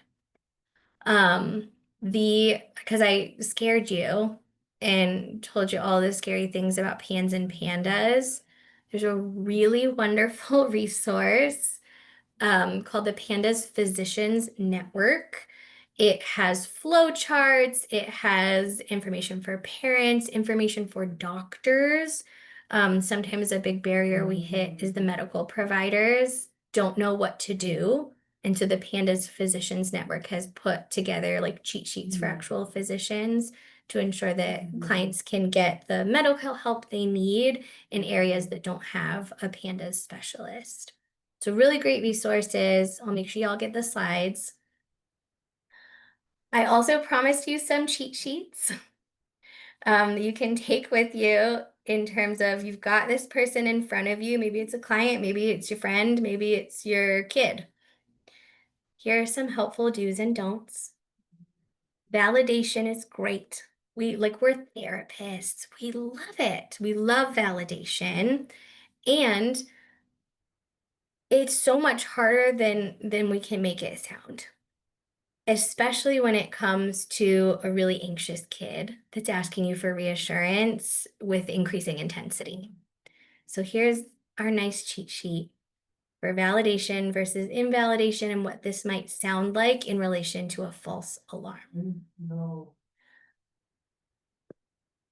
When I take away things like reassurance, too often people just default to being jerks. Like reassurance is functioning as a neutralizing behavior, but don't be a jerk. And so the cheat sheets I have here for you help guide you in how can I still be supportive and loving and validating without simultaneously being reassuring, because that's what we naturally want to do. I just said that side. Okay, one final note, and then I'll go into questions. All of this sounds great, right? Neutralizing behaviors, confirm the threat. That's what we're going to target. It is important to recognize, just like how we started today with our grizzly bear example, there are human experiences happening. When you take away neutralizing behaviors in the form of, I'm not going to give that reassurance anymore. I'm not going to do this accommodation anymore. I'm not going to let your anxiety boss me around. When those things are removed, there's a really natural experience that can happen um, with both adults and children called extinction bursts. An extinction burst is a temporary increase, a burst of the behavior you're trying to extinguish, right? So I take away the reassurance, and now we've got this desperate drive to get that reassurance. We've amped it up. It's getting louder. It's getting more frantic. It's getting mean. It's getting aggressive. This can be really jarring for families. This can be really jarring for therapists. And I like to remind us in this moment, it is important to set clear boundaries on safety. And sometimes we're going to see a tantrum. And the best thing we can do is let them tantrum and stick to the exposure. So my last metaphor for you today. Has anyone ever used a vending machine? Cool. Great. Um, we understand how a vending machine works then. You put your money in and you push the little buttons, beep, boop, beep, boop. This is the snacky you want, and then the snacky, shoop, drops down. You're like, yummy, yummy, my snacky. Thanks, robot.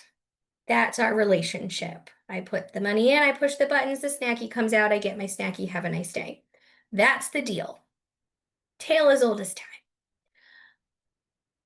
Have you ever had the experience where you go to a vending machine and you're really hungry? Because that's usually the only reason we go to vending machines. They're like kind of a ripoff, but you're probably really hungry and you really want that snacky.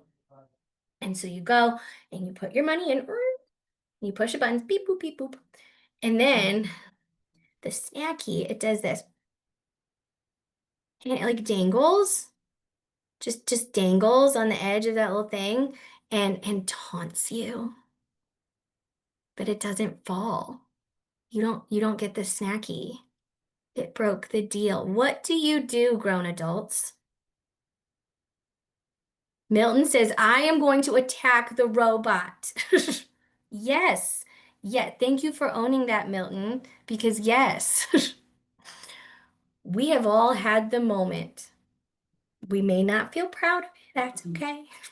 We have all had the moment as grown adults where we attack a vending machine. We yell terrible things at a vending machine because it broke the deal. The deal was they have always given us the snacky when we do the thing. All of a sudden, it changed the game and it didn't give you the snacky, and we lose it. As perfectly functional grown adults that are good people, therapists even. It's really important to remember that moment so that you can understand the experience your clients might be having.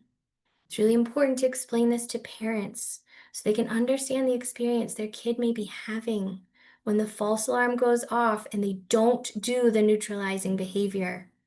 That is hard. It is very empowering that they can make that choice and learn something new, and it's hard. We all know it's hard. We've all yelled at a vending machine as perfectly functional grown adults. So let's make sure to give a little grace where we can and remember the last time we yelled at a vending machine. I forgot. I think ChatGPT made that picture for me and I was like so excited about it and I spent way too much time on it. So there we are, a fully functional grown adult attacking a vending machine. Questions. I just vomited a lot of information at you for a very long time. What questions? Do I have a question champion? Kelly, are you my question champion? Yeah, we have a lot of questions in the Oh queue. my, okay. Let's go. Game show. So I don't, do you want me to just read them to you or? Yeah, let's just chip away Okay, one at a time. Let's so see how this many we can is, get through. these have been put in throughout the whole training, so Great. I'll just go to the top. Yes. Hopefully, there's like 24, so hopefully we get through them. Lightning How, round. how do you approach treatment of religious scrupulosity? Great one. I can actually do this one relatively quickly. We see a lot of religious scrupulosity because this is a religious hub. And in any religious hub around the world, you see an uptick in scrupulosity themed OCD.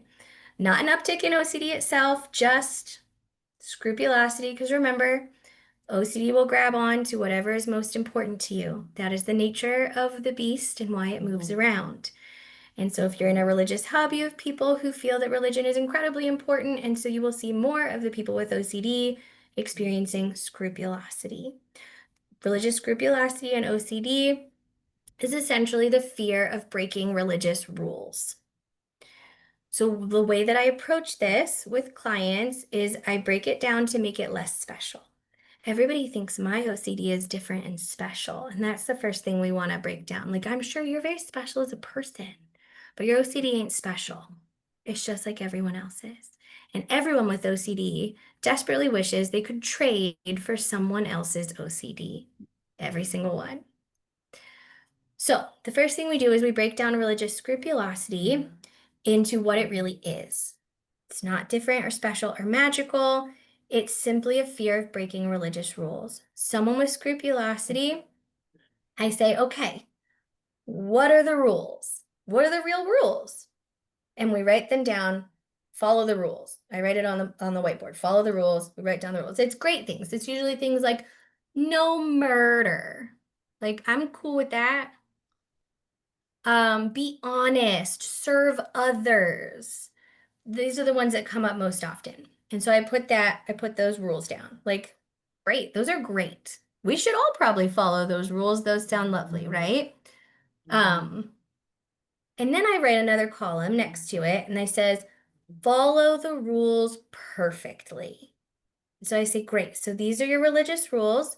And how do you have to follow these rules perfectly?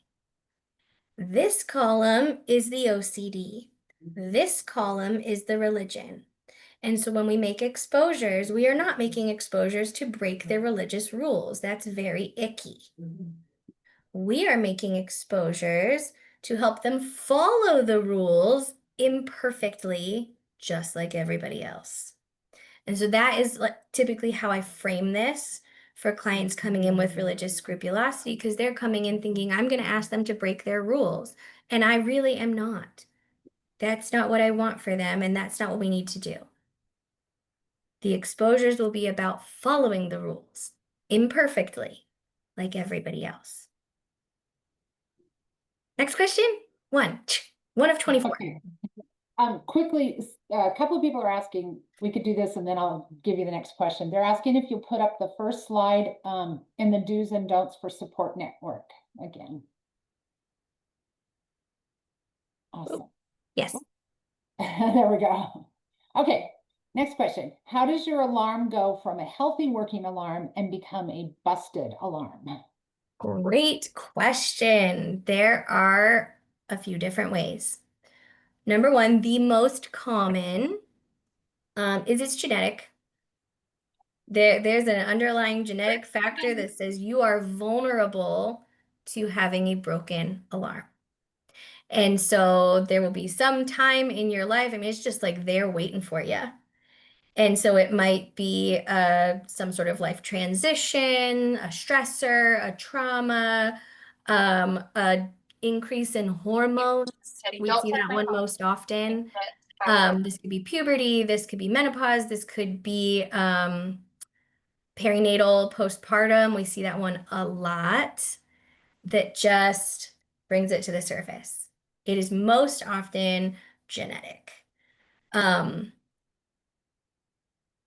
second way this can happen is things like PANS and PANDAS, a medical cause. When there's a medical cause to bring this about, you also need a medical solution in addition to the behavioral solution. Because like I said, once the behavior is there, we're tightening that alarm regardless of the why. And so you need to have the behavioral intervention there, but you also need to address the medical cause. And the third way is the absolute no-no. This is a powerful intervention. You could turn it on its head and create a false alarm. That is the essence of the little Albert study that John B. Watson did many years ago before we had ethics boards and IRBs. You could just like find a small child and create a fear of bunnies. Very important that we learn from that and are thoughtful and ethical in how we wield this power. Because you can turn that alarm wherever you want. That's why this is such an empowering intervention, but can be used for evil, and that is a no-no. Did I answer that question? Yeah, Great. I think you did. Hopefully that person you did too. Okay. Even if obsessions change over time, is it common for them to have some that they go back to frequently? Yes. Yes. It's often a scatter kind of all over the place. It's less likely that you have like a really clean shift. Like, I am no longer afraid of this thing. Now I am afraid of this thing. There tends to be a lot of overlap. Okay. Let's see. Curious about orthorexia, or curious how orthorexia fits in with these diagnoses. Is it considered a subset of OCD? I'm going to answer this question a little bit more broadly. This is something really important as in like the screening phase. If you're trying to figure out like, what is this that's happening? Why is my client suffering? It's really important to distinguish between an eating disorder and disordered eating. Mm. Disordered eating can very easily be a symptom of OCD. And the best treatment will be exposure and response prevention to recalibrate the false alarm. However, anytime there is disordered eating, you want to be very thoughtful that this client gets a thorough medical screening as well, because just because it's not an eating disorder doesn't mean they're not dying. And so be really, really thoughtful about safety anytime eating is an element here, and just use those additional resources. So absolutely these can overlap. We also see a lot of comorbidity between eating disorders and OCD. We're good friends with the Center for Change. We've shared a lot of clients. And it's really important when you've got two distinct diagnoses that each requires specialty treatment, that you've got these partnerships in the community, then we can all work together. Great. Okay, in your experience, how common do you see co-occurring autism in individuals with OCD? And would you take a different approach to treating OCD with autistic individuals? Yes, I see that an awful lot. Absolutely, yes. Pretty high comorbidity here.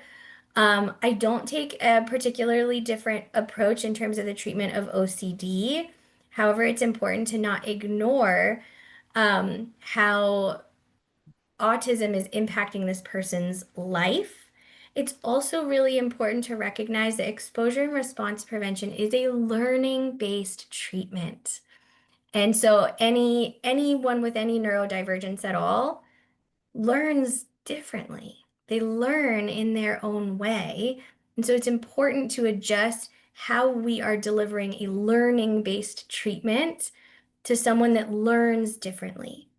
And that can be really simple things, to be honest. Like take the time to figure out how your client learns best and then use that information to support them in getting the most out of exposure and response prevention. So we're still going to do the same treatment, we get the same results, but I often will um, make sure that our therapists are being thoughtful about this additional piece. So this isn't an element you can ignore.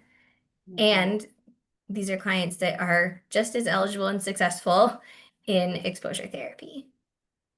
Awesome. Okay, does PANS only impact minors? No, sorry. I know. Sorry to say. It's where we see it the most, probably for a lot of reasons. The P stands for pediatric, and remember, this can become a chronic thing with flares over time. So more often than I'd like to admit, I see like especially young adult clients that are clearly experiencing flares that it wasn't caught when they were a kid, when they counted as pediatric, but it's the same exact experience at a different point in time. Right. Okay. What are your thoughts on ICBT for clients who struggle with exposure response prevention? I have a lot of thoughts about ICBT. Let me try to put it in a nutshell. I appreciate anyone that wants to make OCD treatment better and more accessible for more people to be successful in. And I'm a scientist. And I think it's really important. I've often been referred to as like the ethics queen because I'm really obnoxious when it comes to ethics. I have strong feelings about this. I'm protective of my field. I'm protective of the vulnerable populations that we treat. Here's my beef with ICBT because, in a nutshell, no, I don't like it. Because, number one, it has been pushed out and disseminated in an irresponsible way. It does not have sufficient scientific backing to be disseminated in mass as it is. That is irresponsible, it is reckless, it is impulsive. I understand that it is coming from a good place. It is coming from the best of intentions, a desperate want to help people suffering that feel stuck. And this is not how we do things. There are some randomized controlled trials that have shown support for ICBT. However, every single one of them, because I have read every single one of them, every single one of them is coming out of the same lab, which suggests a potential bias that should be recognized. It does not meet criteria for an empirically supported treatment. For that reason alone, in addition to other reasons, these are all coming out of Kieran O'Connor's lab, all of them. He's not even alive anymore, but they're all coming out of the same lab. And so we need more diversity in the clinical trials and the research that we're seeing before we can feel confident in calling this a research supported treatment. And we should have waited for that time to disseminate this so aggressively. Conceptually, I also don't buy it simply because, and that like that matters less for sure. Like science is more important to me. Like show me and convince me it's great. Like if you've got the data to back it up, like I will say okie dokie, my bad.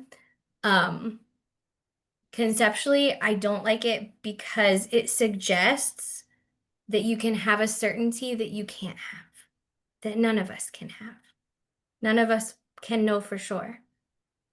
And so the ability to choose when we don't know is valuable for anyone and is lost through the ICBD framework. And we'll Oh, see. Maybe they'll prove me wrong 5 years from now, and I'll be like, whoopsie doodle, the science keeps sciencing, and we'll jump on that train. But right now, we're just not there. yeah. But ERP is. So Yes. that's my train. Proof of the pudding, yes. Okay, if if it's OCD and the trigger of fear changes, how do you do exposure with lasting effects? Great question. I like to say the exposures are critical. But if you just do an exposure to the fear of the day, then you're missing an important piece for long-term benefits to the client.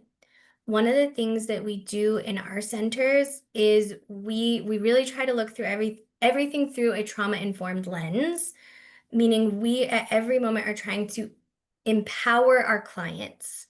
One of the ways it's really important to empower our clients is setting them up to be able to create their own exposures, to be able to look at the world through this lens, to not just be able to do this list of exposures, but to be able to go into any new experience, feel that feeling, and in that moment, identify what is a good way to lean into an exposure, to live a life of exposure. We do these cute little laminated cards in our group rooms that say exposure scavenger hunt. And we truly will like teach our clients to do these exposure scavenger hunts where they go into a room and they're like, what is the first exposure opportunity you see? And so ensuring that you're also teaching that skill to empower the client rather than just going through the motions of the exposures is really important for the lasting effects. Awesome. Okay, I'm going to keep reading questions, but for those that need to jump off, just thank you for being here and make sure you get that link. It's in the chat. It's been put in 2 or 3 times. Just watch for the link. Make sure if you're not just filling it out now, you are copying and saving that someplace so you can do that before end of day Friday. But for those who want to stay on, I'm going to continue with those. If you're okay with that, Kate. Absolutely, I'm happy to. And for anybody that can't and you've got questions, you want to know more, I think our outreach specialist Joshua put some information in the chat Yes, window about yes, how to reach out. Like I said, we want to be a resource for the community beyond just these 2 hours. So please don't hesitate to reach out. We're here to help. that's awesome. Okay, next question is, how do you expose a person to panic attacks, like with panic disorder, without harm, without causing harm? A panic attack isn't going to hurt you. I want them to have a panic attack. We will start with what we call interoceptive exposures, which are exposures to internal experiences, like we are known if we have little coffee straws, little coffee stirrers. Mhm. We'll have someone breathe through a straw to Oh, create that interoceptive experience because it's not going to hurt you. We get used to the symptoms of a panic attack, and then we practice going into a situation where the ones we would avoid, right? Where panic is likely, escape is difficult. That's like definition of panic and agoraphobia, right? And then I am hoping they have a panic attack. I want them to have a panic. If they have a that panic does feel attack, injured. I cheer. I bounce around, I clap my hands. I'm like, yes, let's see what happens. And then it's nothing. And what they find is that when they can lean into a panic attack instead of running away from it, it actually goes away so much faster. It's Right. our fighting against it that's making it last so long. Mhm. The resistance. Yeah. Absolutely. Because biologically, within 30 minutes, we're donesies. The sympathetic nervous system will turn off and the parasympathetic nervous system will turn back on. We just got to get out of the way. Yeah. It's not going to hurt us. Yeah. I love that. Love that. Okay. How long is the IOP program that the OCD Anxiety Centers does and So provides? for our intensive outpatient program, we have our clients there with us 5 days a week, 3 hours a day. And typically between 12 to 16 weeks seems to be the sweet spot. Um, of not just getting really strong symptom reduction and relief, but really being able to hit those lasting effects that we talked about. We often refer to this concept of mastery. Um, we fight insurance companies. We have a whole department. This is our model that advocates for clients and ensures that they can use their insurance benefits for that full time. Because our IOP lasts longer than most IOPs out there because it's based in this mastery model where we want to ensure that we're not just getting them initial relief, but we're setting them up to be masters of exposure therapy. We know the fear is going to change. We want to be able to hand them back to you to really be ready to do other work and have this mastery. So 12 to 16 weeks. Okay. And it's customized per client, but that's the average. Right. This next one, they're asking if you could share some good screeners for the false alarm response anxiety disorders. I'm wondering if that's something that we could send out with the slides, or do you have, you know, Like actual screening tools. I think that's what they're asking for. Just So share there's some a good few things. screeners. I can't send them out, but I can direct you to them because some of Okay. these are not, I'm not allowed to. I've signed agreements that said I Okay. won't. Right. I think that would, But some instead of screeners going, are yeah. the Y-BOX, the Yale Brown Obsessive Compulsive Scale. This is a really helpful one as an individual practitioner. You can access it and use it for free. But if you're an organization like me, we have to sign an agreement that says we will not share it, we will not publish it, and we have to pay a fee to use it. But for individual practitioners, you can typically access this no problem. You can literally just Google it. The Y-BOX, the Yale Brown Obsessive Compulsive Scale. This Okay. has a severity scale that's really great to track symptom severity over time.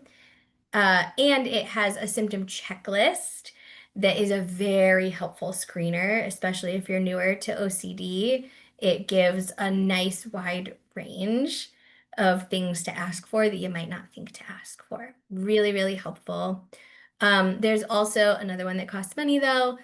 I really like the ADIS, the anxiety disorders inventory scale. That wouldn't make sense. Type in ADIS, ADIS. It's similar to like the SKID that matches the DSM criteria, but it's specific to anxiety. And so it really zooms into the things that have this false alarm at the core. So it's a shorter tool and it's all interview based. So it's a guided, semi-structured interview. So let's remember, and maybe I'll have you send me those again, like in Yeah, the slides, because a lot of people are already off, and so I want to make sure that they get that yeah, information. So for that'd be sure. okay. Next one, I get confused about treating social anxiety with exposure, not the avoidance of social situations or making presentations, etc., but worry about how others see us, assumption that others are negatively judging us or don't like us. Can you clarify between them? That's a great one. So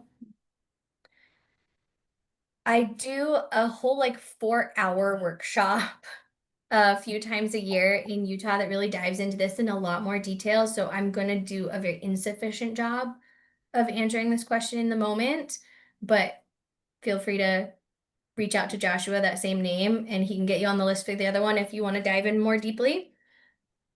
On the surface, this comes down to when you help a client set up an exposure, it's important that we're setting them up to learn something new. We're setting them up with a testable hypothesis. So we can't make the test for an exposure, will people think bad things about me? I don't get to know because I'm not a wizard. I can't read their mind. So instead, this has to look like something testable. So this might be, I can experience that uncertainty without dying. I can maintain my social composure. I can continue to think. I can do the things that matter to me even though my anxiety is high. That would be what we're testing with that exposure. So that's the new learning that we're getting rather than proving to ourselves that people like us because we don't get to know. And so that can be a really tricky one to navigate with social anxiety disorder. But again, I spend 4 hours diving in Right. Right. to the details of building those sorts of effective exposures. I've heard people say, even say, uh, we don't have the right to know if people like us or not. Which it sounds funny, but really, I mean, it's irrelevant though, right? Because yeah, the blunt yeah, reality is we don't get to know. yeah, Like whether we deserve to know or not is not relevant because yeah, I'm not a wizard. yep.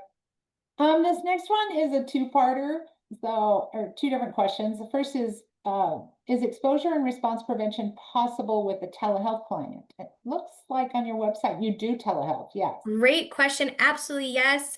So like I said, I'm director of research and outcomes, so I have looked at the data myself.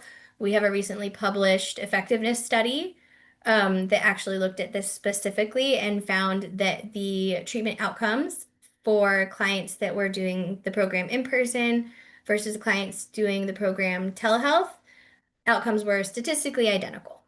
It Awesome. works just as well. And you do have to do it thoughtfully. Like we Yeah, spent a lot of time thoughtfully building this program to ensure that it was the same service as our right. in-person clients. And when you do, the outcomes are identical. It was really cool study. That's awesome. Especially for those that have, their anxiety is so high, they have a hard time getting out and getting to those appointments. So that's Yep. great. Yeah. Oftentimes we can use it as a really nice bridge. There are Yeah. some clients who will start telehealth and then move to in-person. Yes. It really helps with access in so many Right. ways. And that's really the Exactly. model that drives our organization is one of access. We just want to bring this to Oh, everybody great. that needs it. Then the second question I had is more of a situation. It says, I also know of someone who already puts themselves through exposure on a daily basis and they push themselves through the perceived threat and resist the urge to engage in neutralizing behaviors, but that false alarm still goes off constantly. And they talk about a situation where they go to the barber and while they're sitting there waiting for their appointment to start, they get anxious and anxious and anxious to the point where they're in the seat, and they're just kind of freaking out and trying to get through it. And then as soon as they leave, things calm down. And this is how would you recommend moving forward with this type of scenario? I think these can be tricky. However, in general, the things that I would look for is number one, are there subtle neutralizing behaviors happening? Um, if we do the exposure, but we're actually neutralizing through it, it we're gonna learn what we always learn. This thing must be dangerous. And sometimes neutralizing behaviors can be quite subtle. Honestly, this is one of the things I really love about the IOP level of care is that I'm not just relying on the client's report because a client can miss this. Like this is part of the skill that we're building is recognizing our own subtle neutralizing behaviors. And so in an IOP level, we have them so much time that we get to do the exposures with them and sit with them and help them identify that.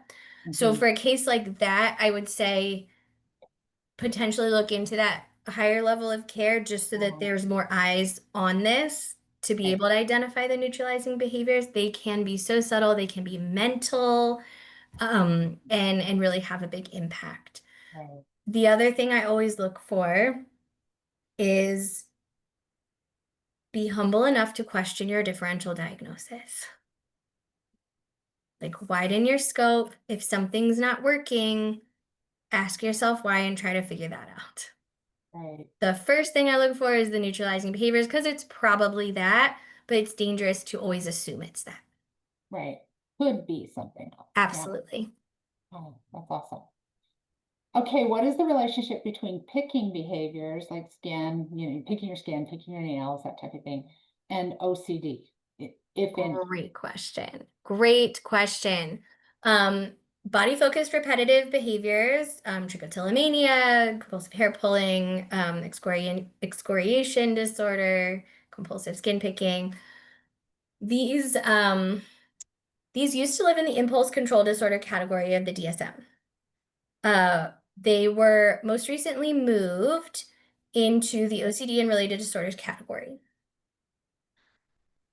I don't personally think they belong there. There are two camps here.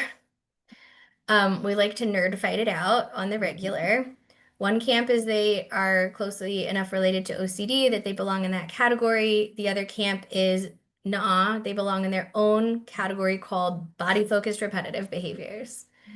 Um, I happen to live in that camp because in my experience, I have a ton of experience with body-focused repetitive behaviors. It's what I wrote my dissertation on. I have quite a few publications on it.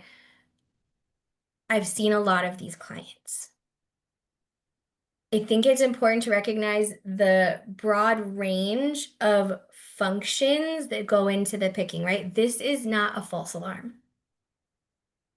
There are so many different reasons behind someone picking or pulling that it's oversimplified to put it in the OCD category. Um, This can also look different from client to client, and the best treatment we can do for someone looks at it through that comprehensive lens and does a really thorough functional analysis and uses really targeted interventions rather than just saying like ERP works for OCD. Awesome, it does because we're targeting a false alarm. ERP does not work for BFRBs except for that one tiny layer that's only there for some clients where there's a false alarm behind one of these different reasons behind the behavior. So I don't feel like it belongs there personally, but I clearly lost. So we'll see what happens with So, it. yeah. Okay, do you think there is any overlap with OCD and trauma? Would trauma-based treatments like EMDR be helpful for OCD in your opinion? Oh, that's such a juicy question. I could do like a whole presentation just on this. Okay, let me take a moment. Maybe we could Yes, do we see that. high comorbidity rates between OCD and PTSD. The other thing that's important to recognize is that these are very often the clients that fall through the cracks. These are the clients that get ping-ponged. It's because this is another one of those times where we feel like we need a specialist for both, but it's also where we tend to get scared by the other one, right? Someone's there treating their OCD. Oh my gosh, there's the trauma. Oh, go take care of that. And then come back and we'll do the OCD work. And then the person dealing with the trauma goes, whoa, that OCD is freaking me out. Go take care of that. And then we could do the trauma work and boop, boop, boop, boop, boop, forever until they give up. Several years ago, we did some self-reflection in our leadership team. And realized that we were part of the problem. We were ping-ponging. And so we developed a trauma protocol for comorbid PTSD that is based on prolonged exposure and DBT. And so we now have a comorbidity protocol so that when someone has comorbid OCD and PTSD, send them our way. We have a beautiful, thoughtful protocol for them. We still feel a lot of guilt about all the ping-ponging we did for years. Keeps me up at night sometimes, but I think it's important for people to balance both of these. Now, part of the question that you asked is like things like EMDR. No, there is no support for EMDR as a treatment for OCD. As far as we can tell, that does not work. However, the thinking behind that question is really smart because what we have found is that the mechanism of change behind EMDR is exposure. It's exposure wrapped in a pretty package. So the mechanism behind it is exposure. And so that critical element is, of course, what treats the OCD, which is why we, in our combined protocol for OCD and PTSD, we use DBT-PE, prolonged exposure, with additional focus on DBT skills. And that protocol works so beautifully next to our OCD protocol because exposure is exposure. So we're just targeting what we're exposing to very thoughtfully. So don't use EMDR on OCD. but the thinking behind Right, that was very smart. right. There's correlation there. Yeah. Okay, we have a couple of people that have asked, what trainings do you recommend if you want to become a specialist in treating OCD? Great question. Um, International OCD Foundation offers some really fabulous trainings, including something called the Behavior Therapy Training Institute, the BTTI. This is like an intensive kind of workshop program that comes with some case consultation ongoing to support someone holding a caseload of clients with OCD. It's a really fabulous training program run by clinicians and researchers that I very highly respect. It's really strong. It is also very expensive and difficult to get a seat. I swear, it's like buying Taylor Swift tickets. Like you gotta push that button at like midnight on the Right, dot, or like right. you're not getting in. So I know that organization is working hard to improve access on that, because they see that as a situation as well. Mhm. Um, so other options are if you are looking for like a career change, you want to be a specialist, like this is what you want to do with your life, like reach out to us, go to our website. We're always hiring because we're growing very fast. Like, come on board, y'all. Like, it's a nice place. Um, Outside of that, locally, I do offer a 4 hour exposure workshop 3 times a year at the University of Utah. We partnered with the university to offer this. It's free, 4 hours of CEUs. Two of those are ethics credits. Unfortunately, I did it last week, so it'll be a few months before it comes around again.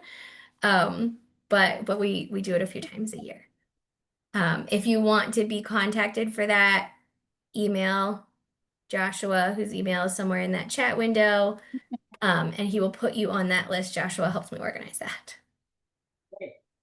Hey, here's another scenario type question. Thoughts on trying to help a family with an adult child with OCD that is not willing to get help or work on it.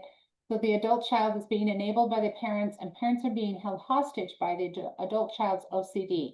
Since the child is an adult, parents can't force them into treatment. Should they approach it in a behavioral way by holding boundaries and expectations for living in the home, with the threat of making them leave even if they are not functioning well and not willing to change, such as with substance abuse?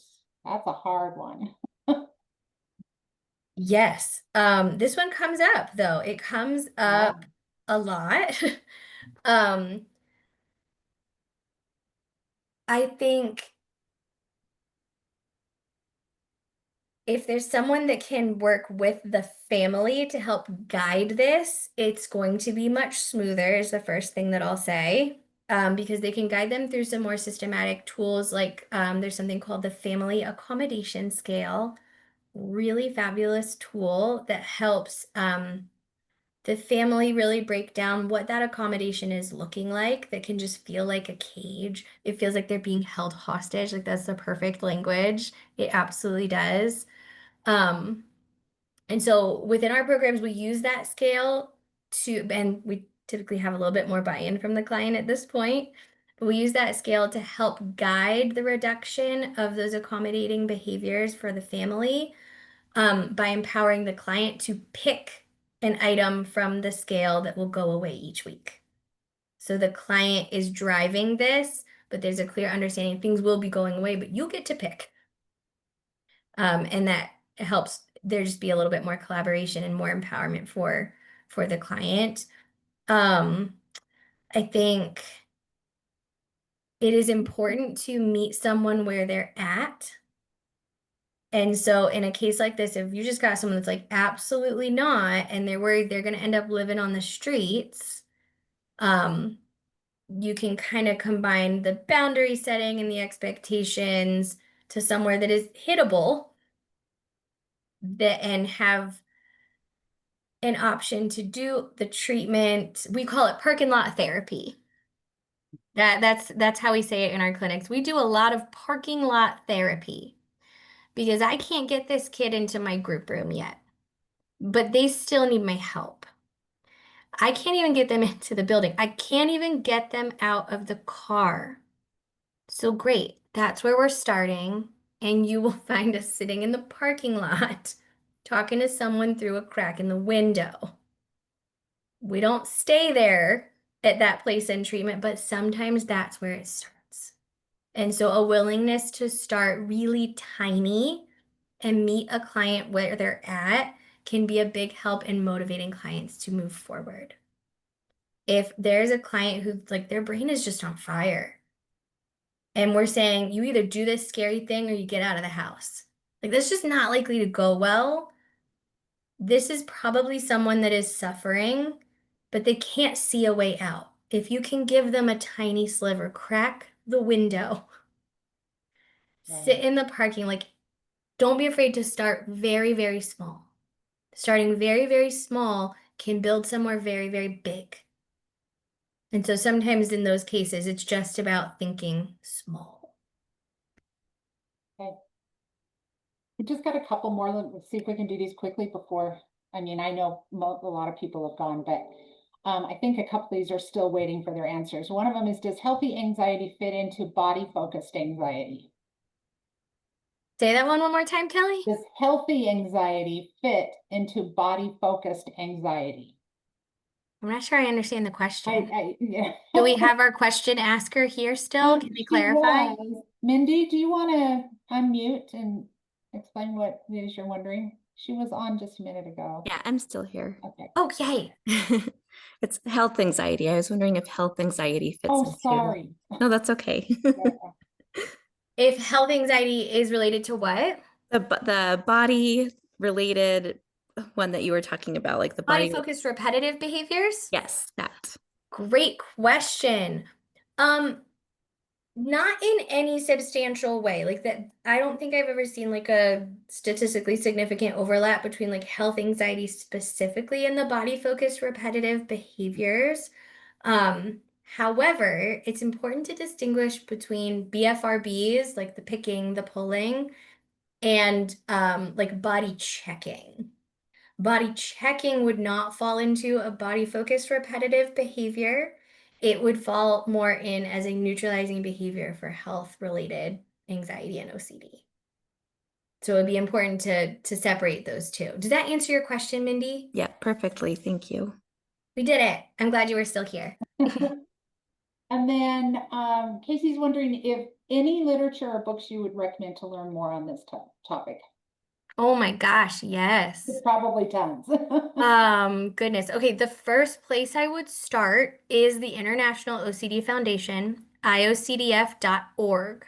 They have a lot of materials. One of my favorite things is if you go there and you go to their like search bar and just type what's it called? From the experts. There's an article series called From the Experts, and it's like, here's an article about scrupulosity. Here's an article about just right themed OCD. Here's an article about harm related obsessions. Here's an article about OCD and autism and how to navigate those together. Really helpful place to start. In terms of books, there are some really great ones. And you do want to be thoughtful because there's just a lot of stuff out there and some of it is very outdated. Um, I know I have it literally right next to me. My airplane book right now. I am really liking this. This is honestly relatively new, but I think that's important because science keeps sciencing. And books are pretty unregulated. So this is Living Well with OCD. This is John Abramowitz, his newest book that has come out. You can get it on Amazon. I just got mine there. I really like this one because it's a nice extension of like, cool, like we love ERP, blah, blah, blah. And it's not just regurgitating the same old information, but it's extending to like, and what do we do with that? How can we take that and really enhance our well-being? And so from a clinician perspective, I really like the flavor of this one, and it's new, and so all the science is nice and updated. Like this one hasn't even been to the beach yet. It's still got its shape. It's great. That's the qualifying factor, huh? Yeah. Okay, the last one is a specific scenario, and it says anonymous participant. Is whoever wrote this, are you still on? Because if you are, then we'll address it. If not, you know, we can let it go. So I And don't if you know. have a really specific scenario, I'll also say like reach out to us. Yeah, Like you don't have to walk through that in this setting. Like we're always happy to help, truly. Like we want to be a resource in our community. We are happy to walk through these specific scenarios and make whatever connections we need to. okay.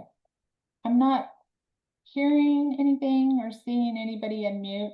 So Which question are you trying to clarify? it's the one it says how to help a client who needs a higher level of treatment. Ah, okay, not me. Okay. I mean, my short answer to that is I mean, it has a lot more with it, call but us. Is Call us. What's the best If way this to is reach? call us. Just call the number?